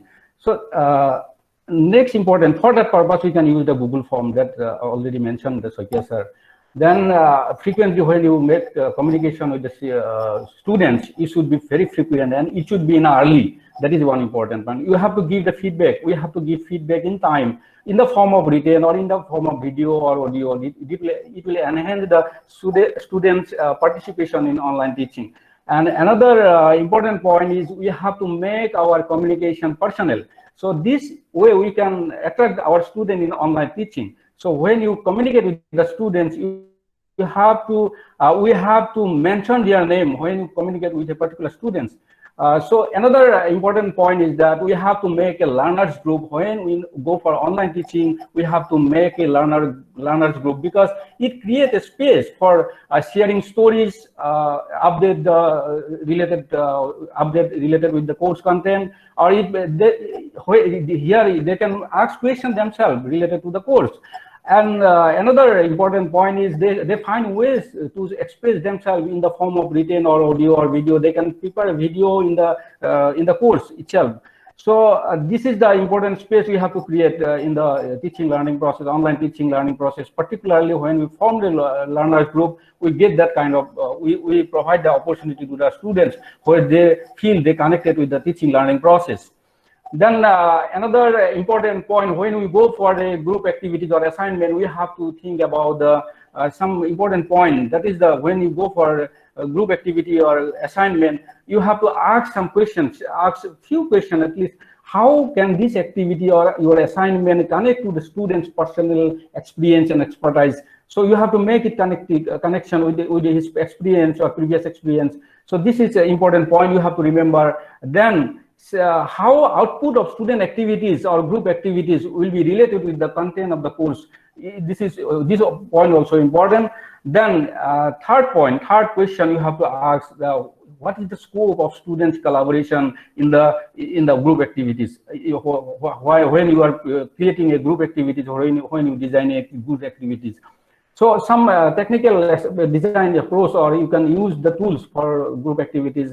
So you can create a block.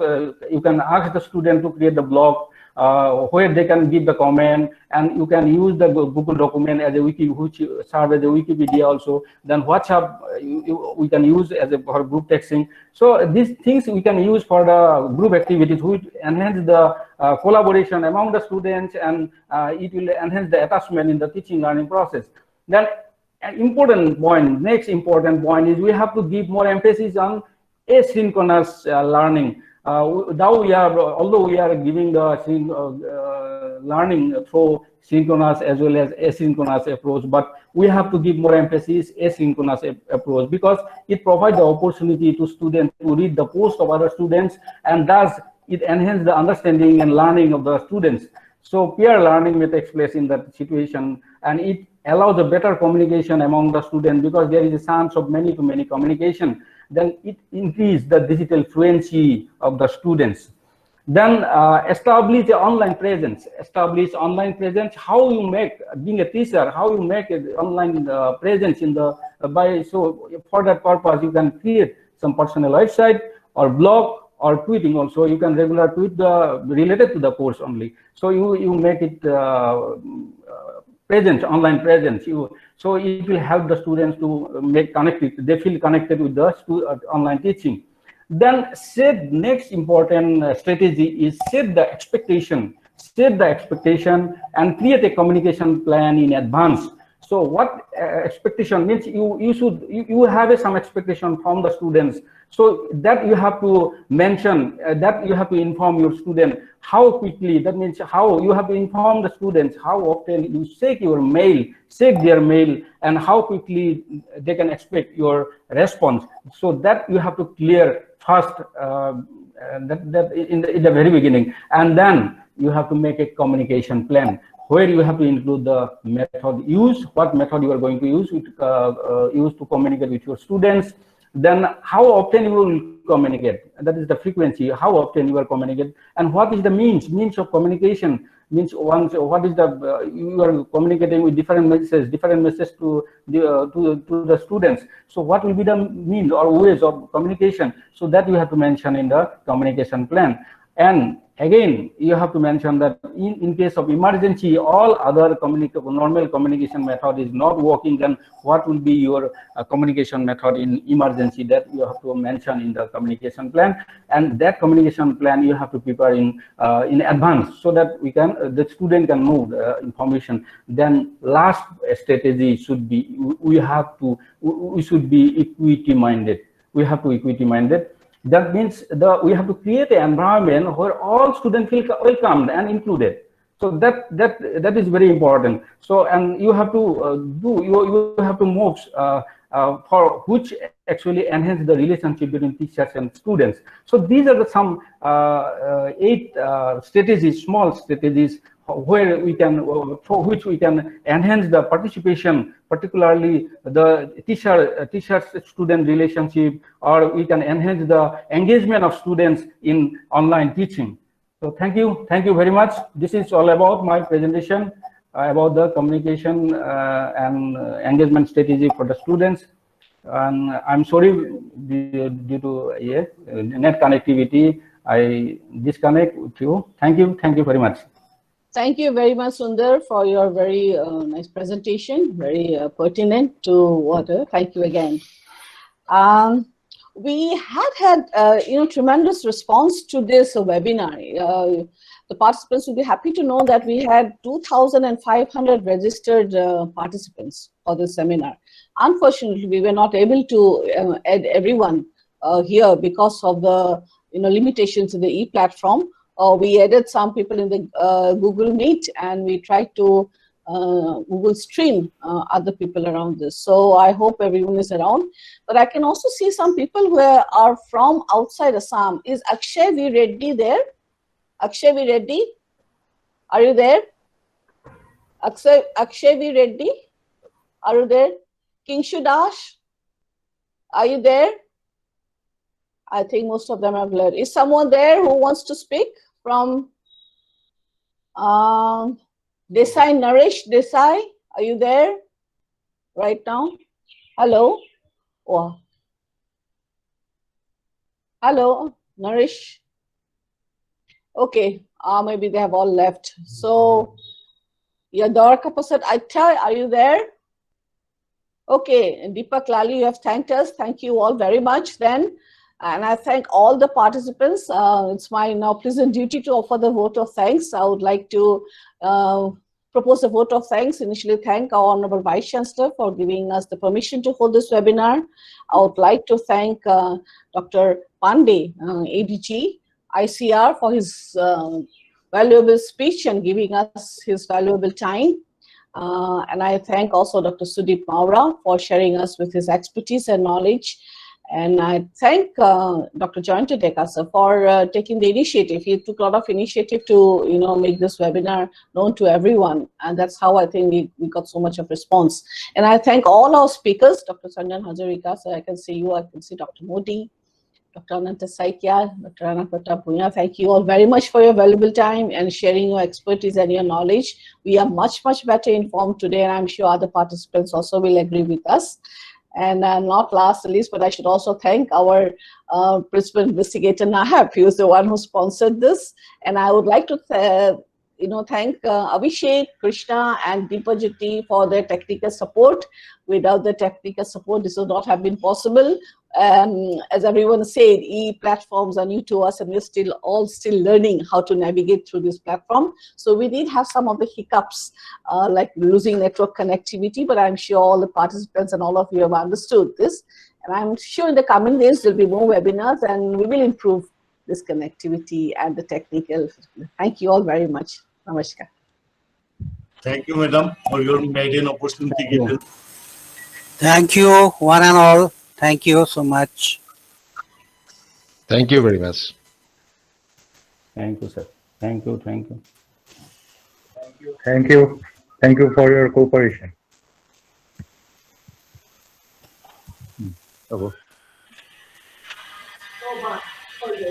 Very well. National anthem গাব নালাগে ন? নালাগে গাব নেকি? নহয়, এখন seminar বা webinar হলে নেশ্যনেল এন্থেমটো গাব পাৰিলে ভাল। সবে বেলেগ বেলেগে টনো ধৰিব না। প্লে কৰি দিব পাৰে। জনগণ মন হিচাপে গাব লাগিব। প্লে কৰালে ভাল আছিলে। অনলাইন মোডত তাৰমানে। ঠিক আছে। Thank you. We all signing off now. Thank you so much.